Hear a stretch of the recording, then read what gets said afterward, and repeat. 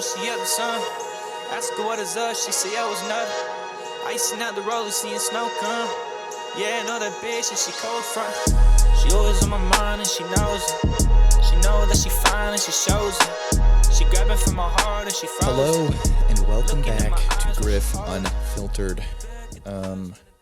Got a guest in today, and if you guys have ever wanted to, listen to somebody who's both, a little stupid, but also one of the smartest people that I have in my life, you're gonna hear him right now. And this man is Colin Stephens. What up? What up? Hands down, one of the best meat handlers I've ever experienced. Dude, I in my can life. work some meat. You would know. Oh, I would know exactly. For those that are kind of questioning how often he handles meat, it's on a day to day. Pretty much daily. Yeah. So Sometimes nightly. go ahead and tell him what you do as far as meat handling, buddy. So I'm Colin. I've been mentioned on the podcast a few times as an avid listener. Sorry, I had to clear my throat. I've known Michael for a while, but the time we have worked together, mostly through Publix. Actually, only through Publix. We've talked about doing like a server job here and there as like a side gig on the weekends, make some crazy cash. That would be pretty fun. It would be fun. But I cut meat for a living. It's pretty gnarly. I know all about the meat. People like to make jokes about it. I love the jokes. It's what we do, dude. But yeah, so we've got Colin here. Don't really know how this is gonna, pan out, but dude, thank you for coming today. Thank you for inviting me. Absolutely. We got a couple twisted teas here. But yeah, we're just gonna dive in, dude. Little background into how we met. What was it? You were a junior? I think I was a sophomore. Was I not a sophomore? No, because I was a freshman in Tennessee. So it had to have been my sophomore year when I got my first job at Publix, yeah? Word. I don't know. I feel like I remember being a sophomore, being like, maybe that was just like going to work and whatnot. But we were working up front as baggers at Publix. Yeah, so I moved here to to South Carolina in, I think 2018, 2019 school year. So that was a sophomore when I first moved here. So you had to have been a junior, yeah. And moved here with my dad's ex-girlfriend who had already been working with Publix. So her and then my dad worked at Publix, that in Florida before I was born. So both of them kind of influenced me to work at Publix. So I got that bagger job, dude, and yeah, it's like I feel like I would say about 50% of the people that work at Publix gets through Publix through family. Yeah, if that makes sense. Not that it's hard to get into Publix or anything, but usually a lot of families bleed green is what they say. Yeah. It's because it's a good starting job. So like if you're, a father working there and then you end up having a kid and, 10, 15 or 15 years, 16 years later, it's like, I know I want them to have a first job. It's an easy job where they can start making money and understand how, having a job works and stuff. And it's, yeah, as much as people dog about Publix being very strict on time and attendance and whatever they say, it's very lenient, especially the managers we had when we started with, like Kristen. Oh, dude. Very forgiving, very understanding. And she knew our parents personally, which made it a whole lot better. So we were like her work sons, dude. That's still my work mom, even though I don't work for Publix. Love you, Kristen. Yeah, I go in and I see her over here at the store here next to where I live quite often, dude. She's freaking awesome. Now, your dad works at the one right next to me? Yeah, my dad works over there, too. She knew Kristen for a long time as well. My dad's been with Publix since I was born, basically. But, so I got that job, I think, like halfway through my sophomore year, and you had already been working there. So you were, and we didn't know each other at school yet, because we went to the same school, Wade Hampton High School. But yeah, he didn't. Colin didn't know me through school at that time. Again, because he was a year above me. But whenever I first started, he trained me on cleaning the bathrooms and stuff. So for those that don't know, when you work at Publix and you're like a front bag boy or whatever, bagger, you are also if you work customer service, you service every customer in every way. So the bathroom, dude, we got to go in there and clean dookie, clean number 1s and 2s and the toilets, them little poop rooms. Gnarly shits in that bathroom. Yeah, basically, when you work up front, you are the Publix bitch. Yes, exactly. Which is why I think we tried so hard to get out of there as fast as we could, out of customer service. Yeah, but we had a team up there, man. Like, oh my god, a bunch of youngins our age. Yes. Super cool people. We're still in contact with a good bit of them. Oh yeah, I mean, what, Jordan, AJ, other Jordan, Ashlon, Jordan, or both Jordans. Yeah, and then Jordan. And then Mason. And Mason. We'll dive into that. I knew Mason since. We'll dive into that later. Yeah. We'll bring in Mason, boy. Yeah, Mason. Asher. I haven't talked to Asher in a while, though. Shout out Asher. Who? Grace and Travis. Oh, Grace and Travis. Yeah. Oh, yeah. And then there was Griffin. Oh, Griffin, that fucking weirdo. Dude, oh, man. Sierra. See, these customers have no idea what we're talking about. Dude. Yeah, anyway, dude, I looked forward to going to work because I knew I was going to see those people, dude. It was a great work environment. We had Kristen as our customer service manager. Margie, yeah. She was okay, man. Like, she was just... Nah, she was like, you better get your ass outside, get them carts, boy. If you couldn't tell, Margie, do an impression of her again. Michael. Michael, you ain't done the bags yet. So she was an Asian lady, and she was nice. She was great. No, she was not Asian. She was a beautiful, beautiful black lady. That she doesn't work there anymore, or not at that store anyway. She left soon. Yeah, early into us being there, kind of. Anyway, we had a great work environment, dude. John Sauer, yeah, store manager. Wow, dude, it was just a great work, dude. Like, it was fun to go to work. Tracy, our assistant store manager. Oh my god, Mama T, man, Mama Tracy. Yeah, all of the women managers were basically role models to us as how women can run things. It was great. Yeah, dude. It wasn't. Yeah, they ran that shit well, I would say. It was so good. Yeah, everything was smooth, man. So yeah, we met there. I have actually some pictures. I might post, because I usually do a picture for like the what am I trying to say? Like the picture of the episode. I have a picture of me and you as youngins in the bathroom. For real? Yeah, dude. You were like hitting your vape or something, and that was during COVID, bro. So we all had to wear those masks, bro. You had like that Kakashi, the Takashi sensei from Naruto. Oh yeah. Yeah, like that mask on your face and stuff. And dude, people should really show some appreciation for all of the retail workers during COVID. It was actually a nightmare, dude. You would have a line wrapping up around the store before 7 a.m. just so people could pick up some toilet paper, and like half the time we didn't even have it. Yeah, and then people got mad at us because we didn't have it. It's like, you motherfuckers are buying 12 things of it, and like all the wet wipes, the bleach wipes and shit, dude. Like, it was insane. And my dad was working grocery at that time too. Or he started there a little bit after me. He was doing some like Uber and Lyft and stuff, making pretty good money. Did anybody ever figure out why toilet paper was the main thing people were after during COVID? Like, of course, you had like rubbing alcohol, like, basic medicine like Tylenol, and cleaning supplies and stuff, because it could spread, so they want to wipe down the groceries. Sure, but toilet paper. Yeah, dude, I don't know. I think it was a mass hysteria thing, just like, dude, if we can't go out to the stores, we got to stock up on everything. And I'm not wiping my ass with my dog, bro. I'm not gonna sit on my dog and wash my dog a little bit later. Everyone gets 3 wipes on the dog.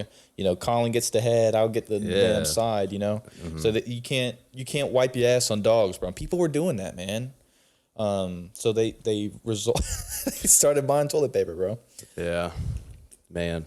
Luckily, I didn't have the problem. So most like retail associates, you would usually get firsthand on certain things like that. I remember during the Hurricane Helene that paper towels were something people were after instead of toilet paper. It was like, when was that? Hurricane Helene was 24.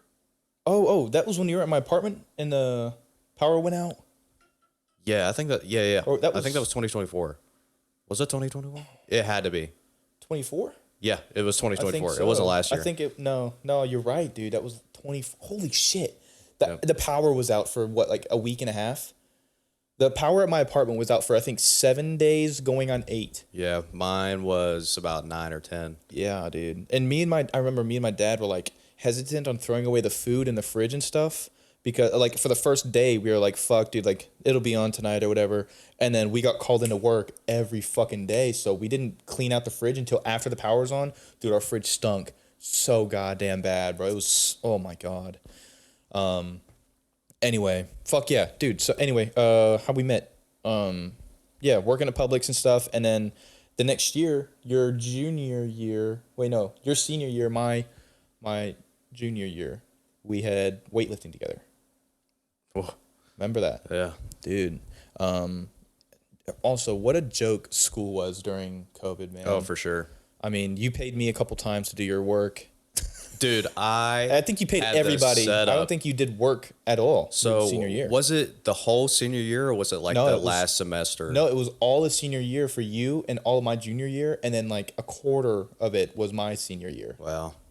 Yeah, dude. And I remember when I went back my senior year, we still had the plexiglass things up around tables, and Oh man, that was like my whole senior year almost. that's It was crazy. like, I think you're right. It was like half of my senior year. You had already graduated. We still had to wear masks to my graduation. Yeah, So- same here. I think they had us take it off whenever we walked up. So when we got our picture taken, we didn't have a mask on, but we didn't get a prom. We didn't get We a got a last day prom. of school.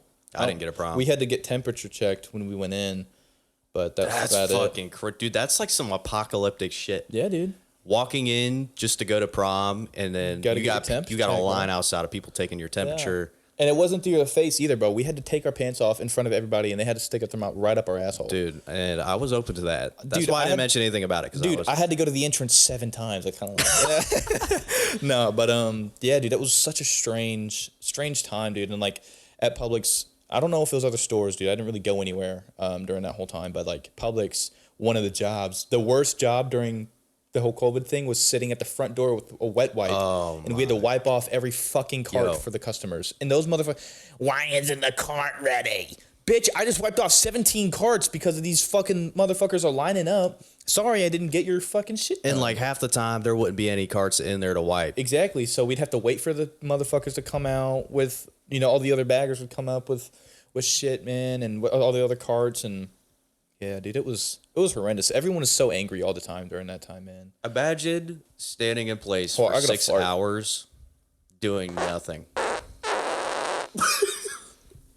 Yeah, we're gonna have to take a wipe to that mic. Yeah, later. that's gonna itch when it dries, dude. Okay. Can I see you later? Yes, yeah. Okay. Oh my god, bro, it's so bad. Oh man. Anyway, yeah, dude, it was interesting, dude. School. I remember my senior year, dude. I had no drive to do schoolwork either. Like I saw why you were paying people. Like for weightlifting my senior year, our homework was like they gave us like a graph of like, or it was like a calendar, and it was like Monday. God damn it. You smell that shit? It's bad. It was like, what exercise did you do on Monday? And then, because I think we went to school. Yeah. Dude, I think my senior year, we went into school like only on certain days. And then like the other days were online. I have no idea. The Dude. school was the last thing on my mind during the time. Yeah. I think I was in the process of going to Winthrop and moving in and all yeah. that stuff. Dude, we didn't talk that much then, dude. You stopped working at Publix here. Felt like I was losing you, dude. I was honestly sad, man. Like, because I didn't have, like, me and my brother, who still lives in Florida. Like, Kenny? Yeah, Kenny. Like, we weren't as close as we are now. Like, now me and him talk probably 3 or 4 times a week and stuff. Like, during that time, like, he was doing his own shit in college, so he didn't talk to me. And How old was being, Kenny? huh? How old was Kenny? How old was he? Yeah, well, Well, I think he's right around your age. He's about to be, if I'm 23, he's about to be turning 25 in May 13th. oh shit. But yeah, so like I didn't have him, and then you were like, honestly, you're like my brother, like even now you're my boy, you're my best friend, and then you like left, and like Isaiah went with you, and all of a sudden, dude, like I didn't have anybody, and I struggled a little bit, dude. I'm not trying to put the blame on you or anything. It's not your fault in any way, but dude, that shit was rough, man. You should have called me, man. I know. Should have called me. Dude. I would have sent you a dick pic every day. Well, you still did, and I appreciate that, dude. Like you set a calendar reminder on Google, and that was honestly what saved our relationship. No, but it was, dude. I think COVID was just a hard time for everybody, dude. Yeah, for sure. But yeah, dude. So Publix was fun. What'd you go to school for, dude? So I went for music education. That was like the main goal. What was your like? You wanted to be a music teacher? I guess so. I do like teaching people things. Like even when it comes to like work itself, like training people how to cut meat, training people how to work that case, teaching people music. What inspired the music theory? Like, did you? I mean, I know like you played the clarinet and stuff, but like I want, you know, no one else knows that, but like explain like kind of what got you into the love of music and stuff like that. So, well, my whole family, I would say aside from my dad's side, actually a few of my dad's side that live over in Indiana. Yeah. But mostly my mom's side does music. They can either sing, play the piano, play a certain instrument, mostly wind instruments. But I sang when I was a kid a lot. I went to church a lot as a kid, and we did like choir and stuff like that in middle school. Did you get touched or anything in choir? Well, only by the dudes. Okay, that's good. Yeah. But I started playing the clarinet in 6th grade. Shout out to my Aunt Amy. She put me on. Is she hot? Sorry, go ahead.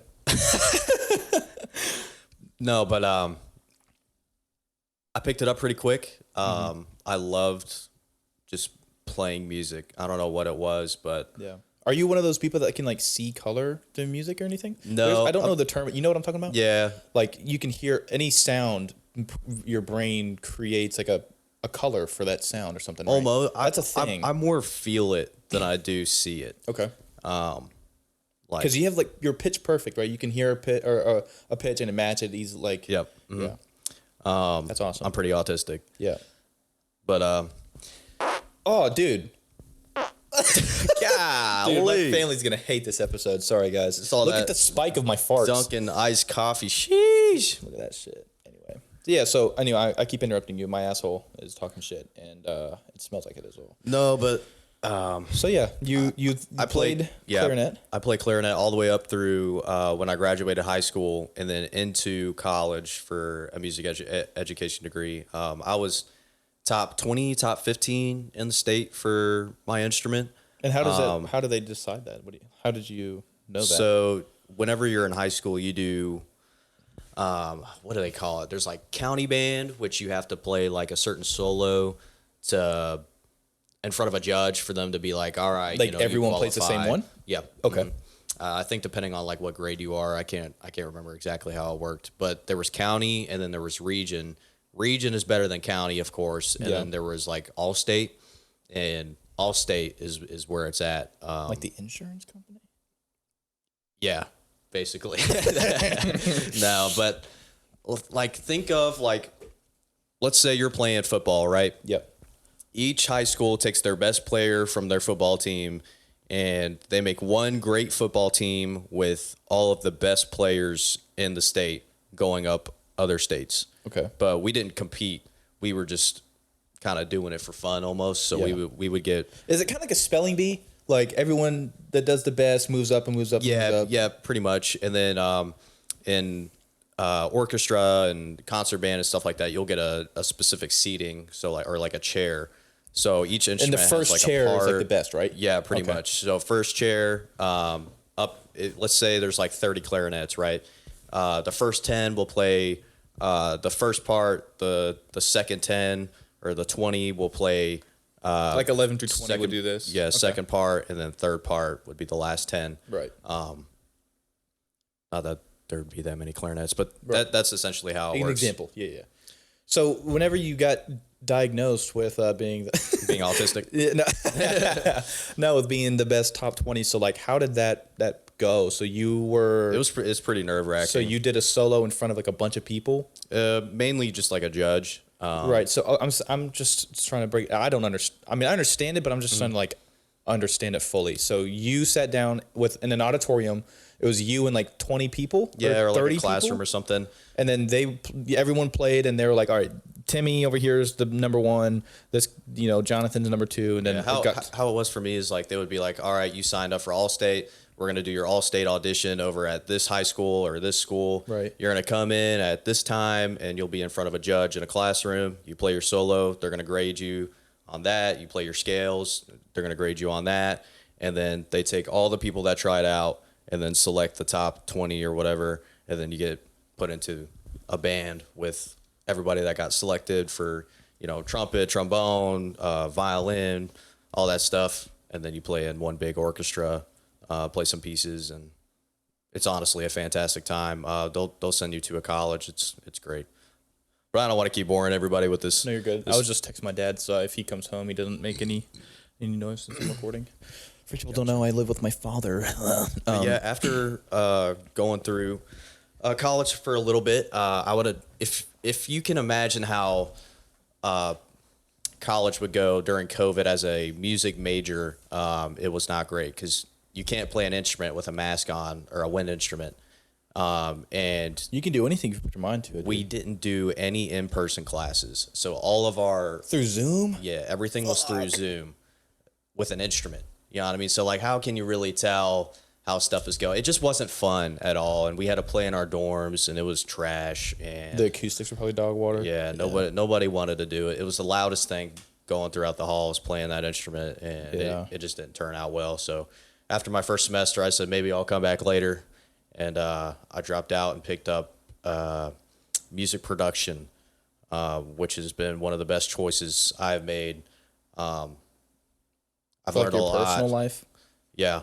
It's just so fun making music. Like, that was really the main goal. I wanted to be able to express myself through music, and through the clarinet, it was great, playing in a big concert band, but being able to compose your own pieces and express yourself through music in such a creative way is really awesome. Yeah, and that's what you do that now. You make music and stuff, or we make music together, and that's really a lot of fun. If y'all would like to hear some of it, man, and I can release it on this account, let us know in the comments or email me at griffinfiltered@gmail.com and let us know. And yeah, if you've been listening to the other episodes, in the beginning of and the end of the episodes, there will be music playing, coming in and out. That's all stuff that I've done with all of my buddies, and it's beautiful. Yeah, it's real beautiful, dude. It's good stuff. Tell us a little bit more about you and your family, dude. So you have any siblings? I have 3 younger sisters. I am the oldest of 4. Oldest of 4. And how is that, dude? No brothers. Is that why you have so many dude friends? It's honestly a blessing. That's why I fuck dudes. Honestly, yeah, I just love. I mean, that's probably why I'm a little out of breath now, is what we were doing earlier. But no, I'm just kidding. Anyway, so yeah, you've got three sisters, bro. One of them just got married, isn't that? Yeah, she just turned 21 on Christmas Day. Dude, that's so awesome, man. How was that, like, seeing your sister who's younger than you, like, get married? Like, how does that feel as a big brother, dude? Because, like, I have a little sister who's talking about getting engaged soon, and like, yeah, as a big brother who is still young, it's honestly kind of mind blowing. Like, it's still kind of like she's 20 kind or of 21? Processing. Like, I have a brother-in-law. She just turned 21. Just turned 21. Okay. And her husband, I believe, is 22. Husband, yeah, her husband, my brother-in-law. Dude, I remember going over to your house, making music junior year, dude, and seeing her, and like, she was, if I was, 16, 17? She was like a freshman. Yeah, dude, that's insane. And like, I remember seeing she's still no offense, she's still like a middle schooler to me, Same thing with my other sisters. That's just like how you perceive her. Yeah, they're still like that's your 5 years old, 10 years old, 15 years old. Like, it's so crazy how fast time has been flying. Yeah, dude. So it really is insane, man. Damn, dude, that's awesome. Yeah, and I haven't seen Haley in a long time. My sister? Long time, yeah. Yeah, dude, she's doing good, man. She's I don't know if I told you, she's actually going abroad for school. I think in April, May, or June. One of those, like Spain. Yeah, Spain. She's going for 3 weeks, man. Her and her boyfriend, Ellis, and I love Ellis, man. He's a good kid. If my sister marries him, I will be completely fine with that, man. I would give that kid my blessing. Yeah, it's gonna catch you by surprise when all of a sudden your dad comes into your room and goes, "Hey, Ellison wants to marry Haley." Well, I mean, we know that they kind of mentioned it on Christmas, and Haley kind of threw him under the bus. Was like, yeah, guys, so like because we sat down at Christmas dinner, bro, and she was like, so I think we should all go around the table and say what we're excited for 2026. And so my Aunt Amanda went, Ronnie went, I went, and my dad went, and she was like, well, you guys were quick, but I'm gonna just go out and just say everything, yada yada. And she just was like saying everything, like, talking about her Spain thing, and she's gonna be gone. Her and Ellis are both going for I think 3 weeks to Spain, Barcelona. They're going to Barcelona, España. Bro, dude, I'm so excited for them. Like, me and Haley grew up poor as shit, never got to go anywhere out of the country, dude. Like, I am so immensely proud of that girl, man. She's like one of the top. She's got straight A's in college, bro. Cardiovascular technologies. She's a fucking genius. I don't know what it is with us older brothers being retarded, dude. I don't know, and bro. The younger ones being like blessed with, dude, all the smarts. Honestly, I don't care, bro. I'm so proud of that girl. Anyway, so yeah, they're going to do that. Whatever, she was saying that, and she was like, and then I'm excited about getting engaged. And I locked eyes with Ellis, bro, and I was like, what? And she was like, yeah, so like we don't know. Okay, before this, like a week or two before, she sent me a picture on Snapchat of her at the ring shop, and I was like, what are you doing? She was like, me and Ellis are trying on rings. And I was like, what? And she sent me like her top 3. And I was like, oh my God. And then she was like, it's not happening right now. Like, we're just seeing the sizes and stuff like that. I was like, okay. And then she dropped that fucking bombshell at Christmas dinner. And she was like, yeah, I mean, we don't know when it's going to happen, but we do know it's going to happen in 2026. And now, dude, as for Ellis, that kid just turned 21, I think, on January 10th. Okay. Wow. So she's dropping. That's going to be putting so much pressure on him. Now, Haley, if you're listening to this, I'm not like calling you out. I'm just saying like that's going to put so much pressure on him. He's 21, and now you just put a time frame on when he's got to get engaged to you. Like if he didn't have that shit planned out, like, I mean, maybe you guys have talked about it. I don't know. That's maybe y'all have talked about that in your own time. But like, I'm just saying, if I was put in that position, I would be freaking the fuck out. But then you just got to understand where it comes from an older brother standpoint. Yeah. You know, like, just as a dude, like, holy shit, my girlfriend's really expecting me to engage or to get engaged to her this in the coming year, and we, like this reality setting in. But dude, and then he went last, and he didn't mention anything about the proposal thing, and I was like, fuck, dude, she's gonna beat his ass later, fuck. But no, dude, and whenever that happens, I'm so excited for it, man. And Ellis, if you're listening to this somehow, some way, dude, let me know when you want to have dinner, and we can have a little, discussion, and we'll yeah, that kind of stuff is very important. Yeah, me and my dad are ready when you are, buddy. Anyway, I was going into something like that, dude. Dude, sometimes my brain just like starts going, doesn't know where it's going, but it starts and it doesn't remember or know where to go after it. But that's the fun of these podcasts. It really is, man. Yeah, dude. So we talked about your music stuff. Talk about work now, dude. Like, how is that? Well, because I remember during that hurricane, dude, we had because during the hurricane, this is before I was at the sheriff's office. That hurricane hit and it took out the power. You were working at Publix. Yeah, during the hurricane, dude. And I remember like so. That was another interesting thing, dude. So like when Hurricane Helene hit, power went out all over, almost that whole like upstate, like South Carolina upstate. Like everybody got fucked. The whole like you could say that. What was the percentage of people that didn't have power in South Carolina? 100. I don't fucking like, dude. It was many. It was like almost the entire state. It was bad, dude. And everybody was going like, "Oh, they need to put the power lines underground because." If this happens again, like the whole city's gonna be fucked. I'm not sure how far they've gotten into that. Or dude, that really did fuck the entire upstate. At least the upstate I know for a fact. Yeah, like, dude. It took 2-3 weeks. And then North Carolina got destroyed. Remember that? Yeah. Jordan was on his way back from some kind of EDM concert, watching North Carolina get absolutely fucking obliterated, destroyed, dude. And then he got back.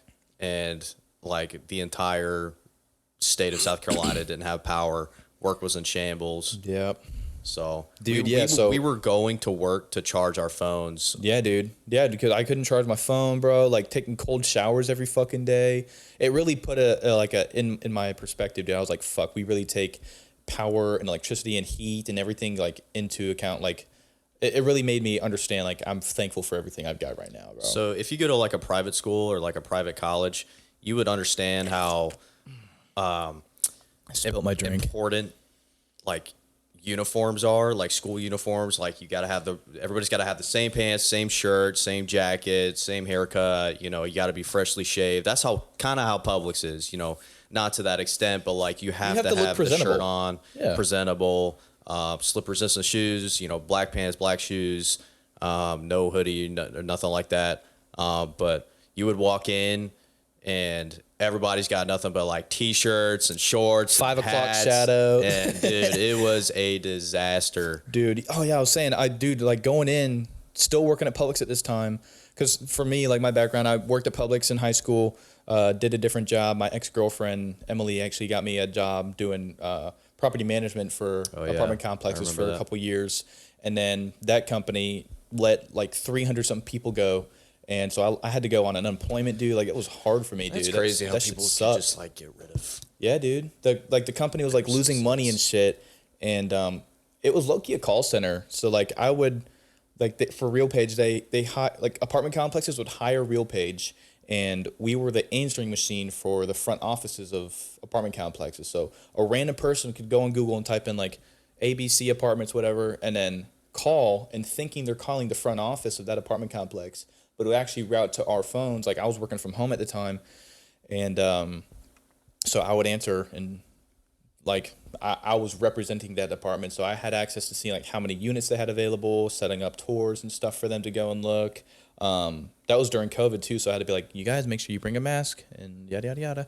Anyway, and then also customers or people that were already living there would call, and it would come to me, and I'm like, hey, thanks for calling ABC Apartments. What can I help you with? And then they would get pissed off at me because they're like, I'm trying to reach my fucking apartment manager, and I'm getting you fucking motherfuckers on the phones. I'm like, sorry about that. And then we had a phone number for them to call to supposedly reach their front office, but it would route right back to us, and they were so mad. Man. Yeah. Anyway, so that job let me go. I was jobless for about a year, on unemployment, like a piece of shit.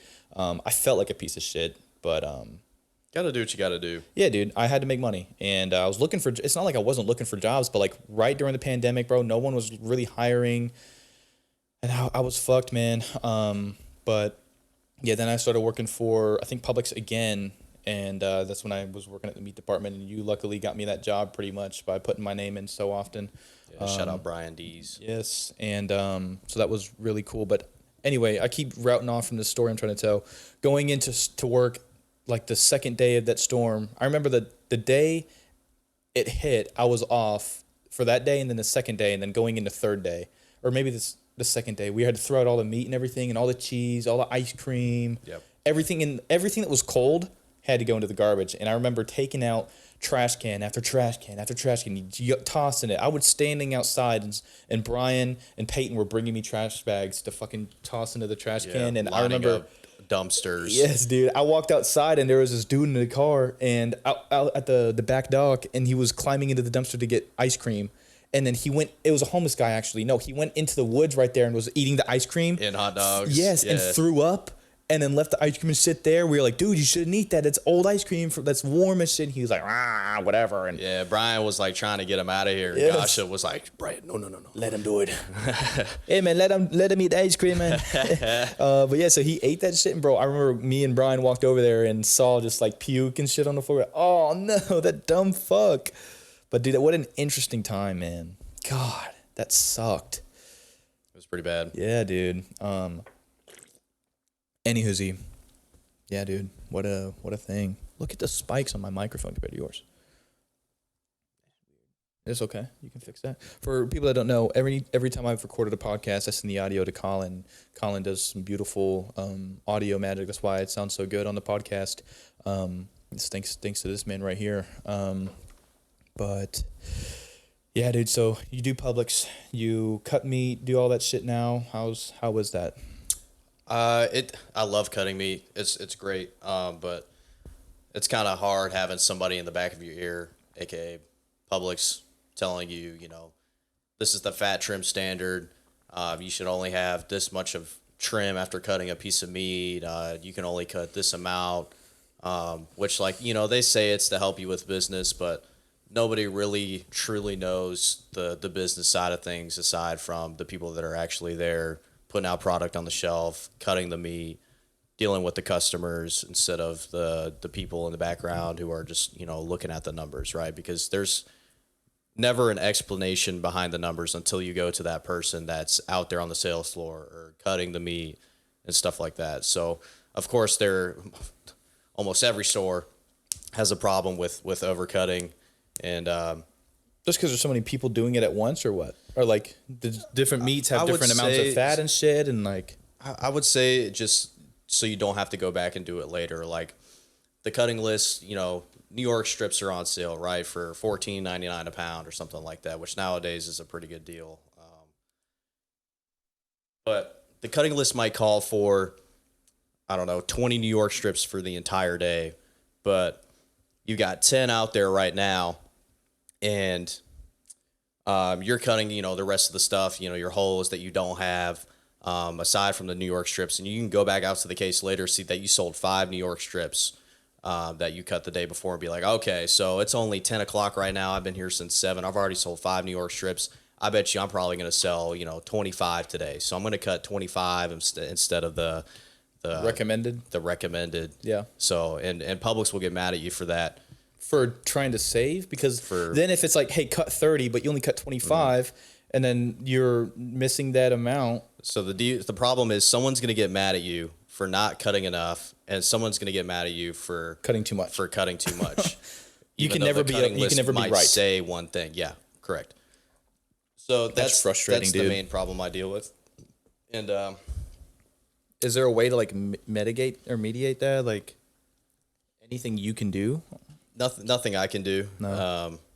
It's kind of like you just got to take the brunt of it. Yeah, I got to learn how to be okay with not being able to control things I can't control. Right. So I remember when I was working there, they would have the Riz, like the manager of that department or whatever, like the meat, like there's a manager. Yeah, the meat Riz. Yeah. So like I remember he would come do walks and stuff like that. And if this is recording past this, I'm sorry. Do I need to move this over? Or it's still good? No, it's still okay. going. Anyway, he would come in and do walks, and I'm just trying to say, like, for you, because you're really good at your job, dude, and I know that, and I think everyone that you work with knows that. So, like, if he were to come in and he sees the meat list is like, all right, you need to cut 35 New York strips, but based off of your fucking couple years of experience working for the meat department that you're like, I know I'm only going to sell about 25 of these. I'm only going to cut 25. Mm-hmm. If he were to come in and see that you didn't follow that list, and he asked you, yo, why didn't you do that? Would you get in trouble? Or like, do you think that if you were to explain it, like, look, man, if I cut 35 of these, that we're going to be throwing away 10 extra packages of this, and would he understand that, or are they not really understanding with that shit? What they harp on is good business decisions. It's like, it's a Thursday. The list calls for 20 New York strips, and it's pouring rain outside, and it's super cold, and there's a football game. You know what I mean? So that cutting list might be wrong because it's not accounting for, it being rainy. It's a Thursday. It might be slow. It's super cold outside. So no one's going to want to leave their house and go to the store. Right, yeah. So those kind of things you have to take into consideration. And they ask you to, like, leave a note like, hey, it's a Thursday. It's raining. It's cold. Football game. Don't cut too much. They want you to do stuff like that. So, yeah, you can go in and edit it, but, like, you can't just go in and be like, ignore I'm not it. going to cut any today. Right. Ignore it, yeah. So, like, if you were to be like, look, if he were to come in and be like, look, man, like, this is what happened. Like, this is why I didn't do it. He would understand that? I guess so. Okay. It would just have to align with him. I guess I can relate to that a little bit, like, at the sheriff's office. They would expect you to take charge of a call, right? So I would get to a scene, and, like, I remember one time there was this, at an auto store, there was a lady that was behind the counter.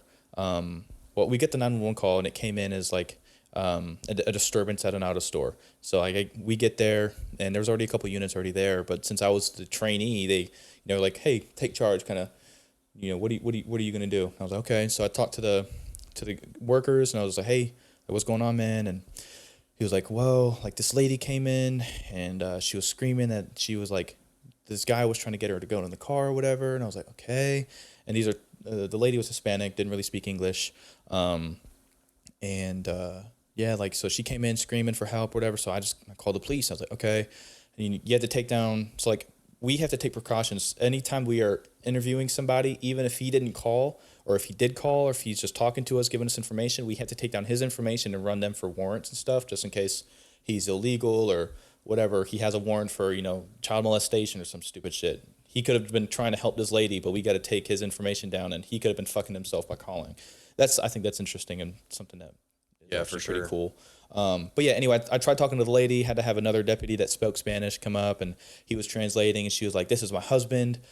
I was driving, and then he told me to pull the car over and up the road, and that he wanted to drive, but he'd been drinking a lot, and so he started driving, and I felt really unsafe with him driving. So when I got out of the car, and he got out and started chasing me, and then I didn't feel safe, so I had them call the cops or whatever, and I was like, okay. So I tried talking to the guy, the husband, and he also spoke Spanish and didn't fucking.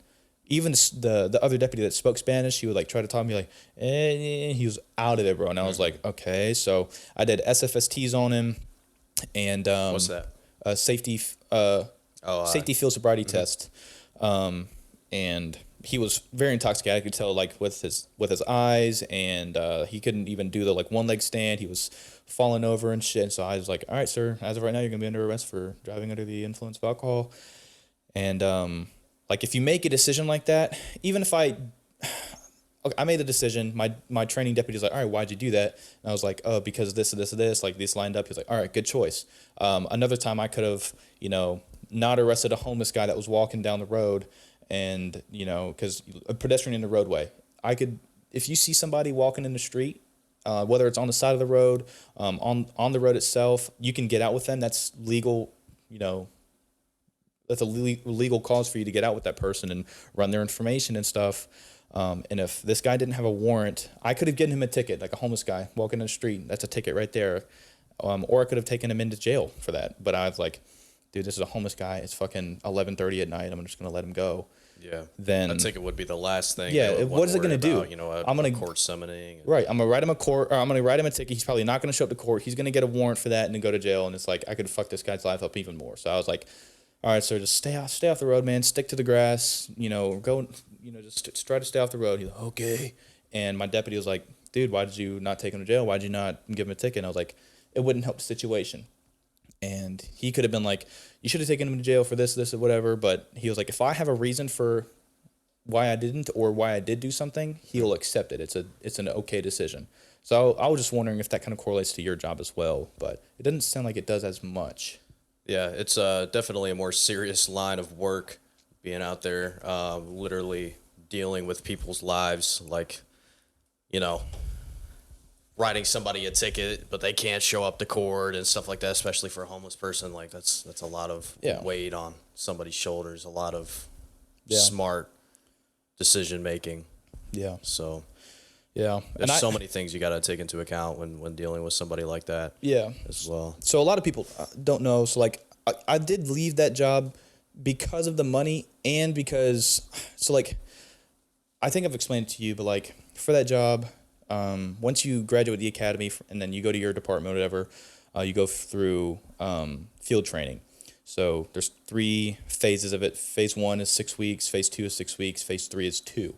Phase 1 is supposed to be like, I'm in the passenger seat and I'm observing everything. I'm observing my training deputy on how I'm supposed to talk on the radio, what 10 codes to use at certain times, like 10, copy 1056 is like I don't know how you learned all that. Dude, it was hard, man, but just repetition, honestly. Like, I still remember a lot of them just because of how many times I fucking would sit in my bed and be like, all right, 10-0 is use caution, 10-1, receiving poorly, 10-2, receiving what, like, I still remember that shit. Yeah. You know what it is? I think it's so much easier for people to learn whenever there's passion behind it. Yeah. Just like, how I learned to make music. Like, I knew nothing about technology and software before I went into making music, but I would spend all night staying up, Yeah. making beats and songs and learning how to use the software, looking up things on YouTube, and I would go to bed, get 2 hours of sleep, wake up at 7 o'clock in the morning and go to work. Yeah. But that was purely behind passion. You know, if there was like, you know, a grade behind it, or I had to return it to a teacher or something like that, and I didn't want to do it, no way in hell I was going to be able to do something like that. But really what it was is just the passion behind it, which is one of the main sources of learning. Yeah. Not source, but, you know, main motives of learning. It's so much easier to take in and retain information. Yeah, but dude, it was kind of unfair of why I had to leave, man, because like I had, you know, I was with Bo Wright. He's one of the coolest people I've met, man. He was my first field training officer. And like I said, the first 6 weeks is I'm supposed to be observing him on any call we go to. He's the lead officer, you know, he's talking to everybody, and he's supposed to be driving. He's supposed to be using a radio. I'm not supposed to be doing anything. I'm just watching and observing, right? So in the second week of FTO, he was like, all right, dude, you're driving today. And I was like, what? And he was like, yeah, you're driving all the calls. And I was like, fuck, okay. And he would use in the laptop in the cars, it comes up as like what call you're assigned to. Or so dispatch would be like, you know, Echo 34, or it'd be Echo 34 Greenville, which Greenville is like dispatch. And then I would say Echo 34, Woodruff Road. And then they would dispatch you to a call. And then you can hit that call and it just gives you the directions to an address, like GTA kind of, you know. And whenever I was driving, he was like, all right, dude, you've been watching me drive for 2 weeks. You should basically know the roads because, you know, we're in the south end of like Simpsonville, Honeypath, all that shit. He was like, you should know the turns and the roads and stuff. I was like, okay, well, sure. So You were in Simpsonville? Yeah. That's right. Yeah, I was down here, and he was like, all right, we get a call, and he'd be like, all right, you can hit the map and see where to go, try to remember the roads and stuff. And dude, my memory is dog shit when it comes to like short-term stuff. So like, there's fucking 10 turns I got to take all like in total for me to get there. And he's like, all right, get to the call. And I was like, fuck. I'm the same way. Yeah, so he would like shut the computer, and I'd have to try to get to that call, and I was like, fuck, man. Well, so, I don't think it's fair for him to disable you by, you know, turning off the computer. Yeah. And like, I'm not only paying attention to the roads and like the signs and stuff where I'm listening to him, I'm watching, I'm asking questions every fucking time, like we're in a car. Anyway, so at the end of the first 6 weeks, man, I had 2 categories that I was failing in because you have to have a certain percentage or whatever to pass on to phase 2. So phase 1 came and I had like a below the needed score for report writing because I would like forget like a word, like suspect. That's got to be one of the hardest parts about the job is the reports. Right. Like we would go to like an assault, like a 1081 is a disturbance, right? And so we'd get there and it'd be, you know, my son just, you know, he hit me in the face and yada, yada, yada. And I would have to interview the lady. And when I would do the report, I would just say what she said. So like he hit me in the face, yada, yada, yada. And before I sent up my report to my lieutenant, Bo would look over the report and be like, okay, you said that she hit him or he hit her in the face. Like, did he hit with his right hand on the right side of her face? Did he punch her? Did he slap her? Did he scratch her? And I was like, fuck. So I was missing key details. Many things to take yeah, into dude. account. And so I failed on that part. And then the other one was the radio. So like, you know, all that comes down to is just better training. yeah, it does, man. And like when you're on a call, dispatch every 2 minutes until you tell them not to, they're gonna say like, Greenville Echo 30, they're gonna Echo 34 Greensville, and then you have to say if you're on a call, right, and it's just like a regular like, yeah, my dog's or I lost my dog. Can you help me find it? Whatever. I can just say 10-4, 10-25. Like you can cancel your time. You don't have to keep calling me. But like if it's a disturbance, then be like 10-4, and then they set another 2-minute timer. They're gonna ask you again, hey, are you okay? And then once you figure out the situation, 10-4, 10-25. That's like, hey, I'm good. You can stop asking me, right? And sometimes whenever they're like Echo 34, 10-4, and I would be talking to the person, I wasn't paying attention, and they would call me again, whatever. So I fucked up on that or whatever. So I had to go to remedial training. Now remedial, you're supposed to get however many weeks that phase is. Phase 1 and 2, you're supposed to get 6 extra weeks of remedial training. Phase 3, you're supposed to get 2 extra weeks or whatever. But they only gave me 2 weeks of remedial training for phase 1, and then they basically were like, look, you know, you haven't got up in the past 2 weeks. You haven't got up to, you know, the scores you need. You can either go to the court system and be a court cop and just stay in the courts and, you know, guard them, or you can quit, or you can get fired. And I was like, well, Yeah, that's no fun at all. yeah, I was like, dude, I thought I'm supposed to get 6 weeks for. I didn't say anything because I was like, they're not even giving me the option for 6 other weeks, or like my final weeks or whatever. So like, I'm not gonna get fired because that would suck and that's gonna look bad. I'm not gonna go to courts and be fucking useless.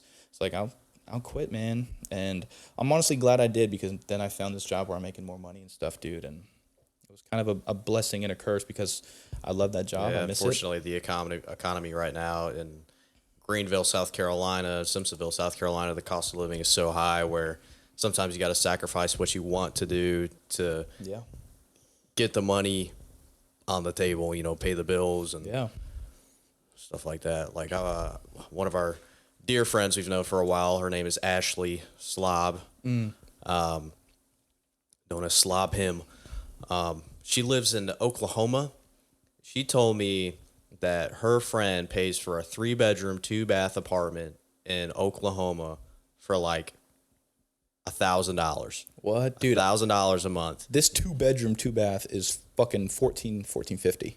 It's insane, and I can't even imagine how much a 3-bedroom, 2-bathroom is here. I would say 17, 18? Yeah, 17, 18.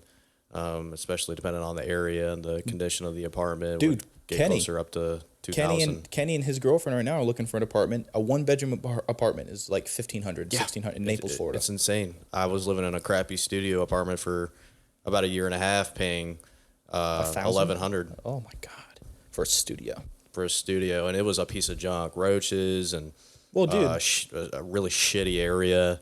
you remember my old apartment was shit, and this one is much nicer than the old one. I'm paying the same amount here as the old one. Isn't that insane? That is Unrenovated, crazy. like dog shit. This one's much nicer, and anyway. Made a lot of memories in that apartment. Dude, it's Dunkin'. Oh yeah, you were saying something about you haven't had Dunkin' in like so long. Oh yeah. I woke up this morning. We had planned to do this podcast or whatever. We've been trying to do like a guest appearance or whatnot for ever since we started doing this. Well, also, I was slacking, dude. I went 2 weeks without posting. I was supposed to drop an episode, the 4th episode. This is the 4th episode. I was supposed to drop that one on Thursday. yeah, but and fucking life happens. it does, man. You know what? You're right. It's okay. Life fucking happens. But I slept in today. Michael called me and woke me up. I was like, "What's up, dude? I'm fucking sleeping in." And he was like, "Hey, dude, I'm going to pick up some Dunkin'. You want something?" I was like, "Shit."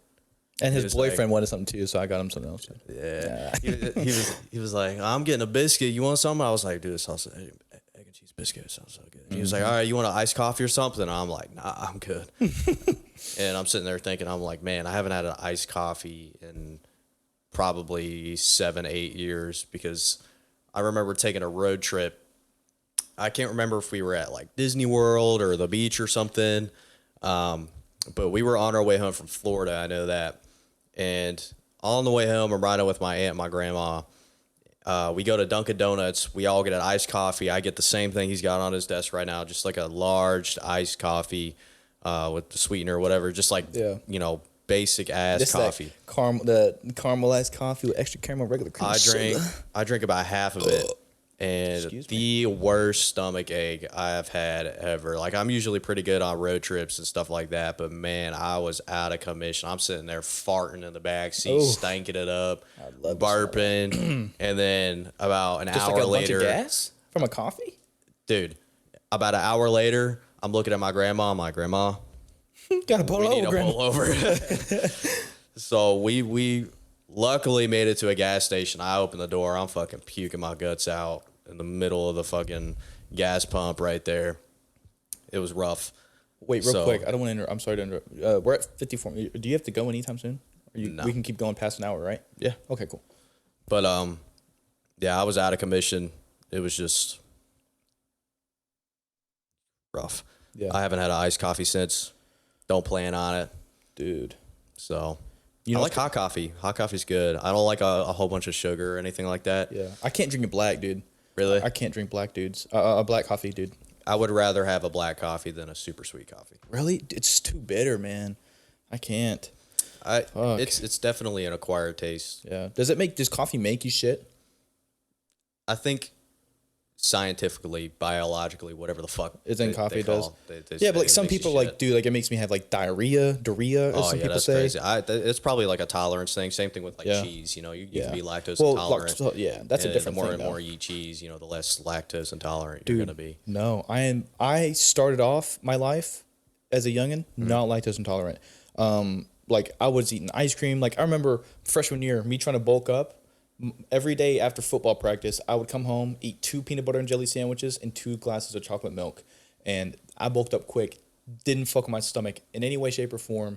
Now, dude, I have a bowl of ice cream. 36 seconds later, after I finish it, after my last bite, Leaking out your butt. dude, it is dripping down my leg. It's dripping out of my. Dude. I mean, it's bad. I'm like blowing up the dude. Like we're about to drop bombs on Iran. That's what my butthole You does should to just the let toilet. me know whenever that's happening so I can see that. Dude. But yeah, it's pretty brutal, man. I can't do. I love do cheese. coffee. It doesn't fuck with me anymore though. I love cheese. Dude, I'm a Heisenscheiste. You know what that is? Not a a clue. house shitter in German. I think Heisenscheiste or Scheiste. Whatever. I'm not retarded. You're only shit at the house. Yeah, dude. I think, okay, I'm 23 now. I think in my 23 years, I have shit outside of my own house. Or like, okay, not out of my own house. I'm saying like I would shit at your apartment. I shit at Ronnie's parents' house, at family's house, whatever. But like out in public, not at like someone's residence. I have probably done it in the time that I can remember. I mean, probably as a baby, I've shit some, or as a little kid. But like as I've gotten older, I would say from about 7 or 8 years old to now, I can count on both my hands how many times I shit in public. Really? Yeah, whether it's crazy. at a gas station, at Publix when I was working there, anytime, dude. Like my butt muscles are insane. I mean, think about it now. I'm working pest control. I leave my house at 5:45, 6 o'clock in the morning. I don't get home sometimes until about 5 or 6 o'clock in the afternoon. About 8 o'clock, I'm like, fuck, dude, I could go into the woods right now and just blast some. Dude, I you could just blast gotta a wake tree, up dude. and take a shit. I know, but I don't have to in the morning. Like, it's not there at all. Like, sometimes I'm like, fuck, maybe I should to, like, prep myself, but nothing comes out, dude. I made that mistake once, actually, recently. I had like a big dinner or something like that, and I normally don't shit in the morning, but I was on my way to work like, dude, I'm about to fucking blow something up, and like, if I pull over and stop, I'm gonna be late for work. So I just like held that shit in, went into work, clocked in real quick, and took a fat fucking dump. And Isn't now that the best, dude? Shitting on the clock? I wouldn't know, but is it good? it's pretty good, but there's always that pressure in the back of your mind, like, oh, somebody's gonna be looking for me. Yeah. In about Dude, I think couple minutes. my thing is like, one, someone hearing it. I can't, like, I don't want someone to hear my shit, bro. That's can't. the thing. So I don't like shitting in stalls. I like shitting in a closed door. Like, Yeah, like the luckily family Publix has like family bathrooms. Yeah. So I like going in there. I mean, if it's like worst case scenario, I'll shit in the fucking stall. Why the fuck Dude, not? nope, can't. I mean, I see motherfuckers, spread out, fucking 90-degree angle with their legs spread out, fucking shitting that thing up. I did it once at Publix when I worked there in customer service in high school. I remember we had like the eggnog. It was during Christmas. We were giving out eggnog ice cream, and I had my own little booth, and I was giving it out. No one was coming over to me, bro. And I was like, damn, this ice dude. cream's melting. I love ice cream. That's how I developed my love for eggnog. I think that's how I developed my lactose intolerance, because I ate about 15 of those little cups, and bro, that eggnog ice cream was really good. But Tracy walked over and was like, "You okay, baby?" And I was like, "I gotta go to the bathroom." She's like, "Okay, go ahead." And I was like, "All right." So she stood there, dude. I went to the family bathroom, obliterated it, and I know for a fact there was a family outside waiting for me, and I was. Oh, dude, that happens to me about once a week. Some mama felt with so her bad, kid. man. I feel bad.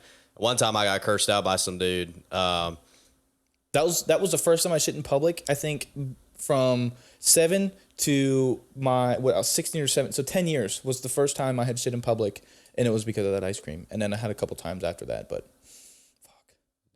If you haven't had eggnog before, go to Publix and get their limited edition, just regular Publix eggnog. Yep. It is the best eggnog, hands down. You will not find an eggnog better than Publix eggnog. If you live over in Washington, fucking northwest of the United States, fly down here. Or well, I think the closest one would be Kentucky. Yeah, you can walk too. Dude, walk it, you fucking Or just pussy. take a boat, go around South America and take a trip, dude. Make it a fucking trip. Yeah, just for the You eggnog. only live once. It is so good.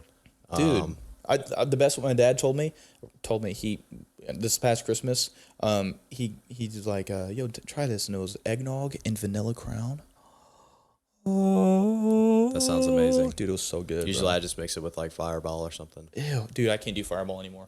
I can't do it. Yeah, a lot of people have pretty bad memories with it. Yeah, dude. Dude, I remember a video you sent me when you were in college of you just drinking an entire bottle of it. Oh my goodness, at Mason's move-in party or something. Yeah, dude, I felt terrible watching you drink that. That was quite the night. Speaking of Mason, bro, I want to go into how I met Mason and how I got you guys in touch again. Oh wow, that was wild. So that was, I'm pretty sure it was my junior year. There was like a rave, and they had a rave, and I went with my friend Patrick, and the theme, I can't remember, the theme was like jerseys or something like that.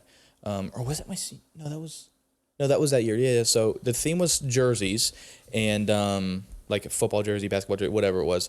And Patrick let me borrow his basketball jersey, I think a Celtics one or something, or a Lakers. And I was like, damn, I look good in tank tops. That was like the first time I realized, damn, I look good. I look kind of sexy.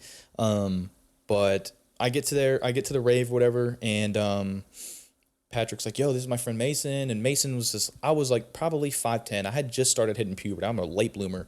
Just started hitting puberty. I was like 5'9", 5'10", and this motherfucker was tall already. He was already like 6 foot, 6'1". And that motherfucker has been tall all his life. Dude, it was insane. And so like at first seeing him, he made me feel super insecure because he was taller than me. He had a deeper voice. I was talking like this still, like my junior year. Yeah. And so I saw him and I felt insecure and I was like, damn, he's probably an asshole, dude.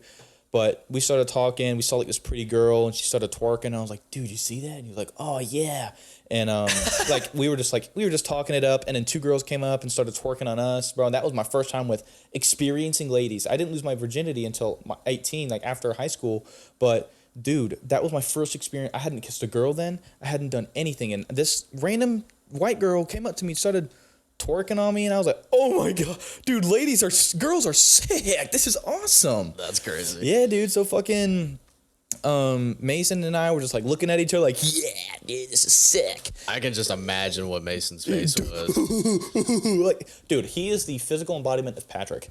Not physical. He is the mental embodiment of Patrick. I wouldn't even say that. Mason, like, I think he's just his own person. I love him. Are you trying to turn on that?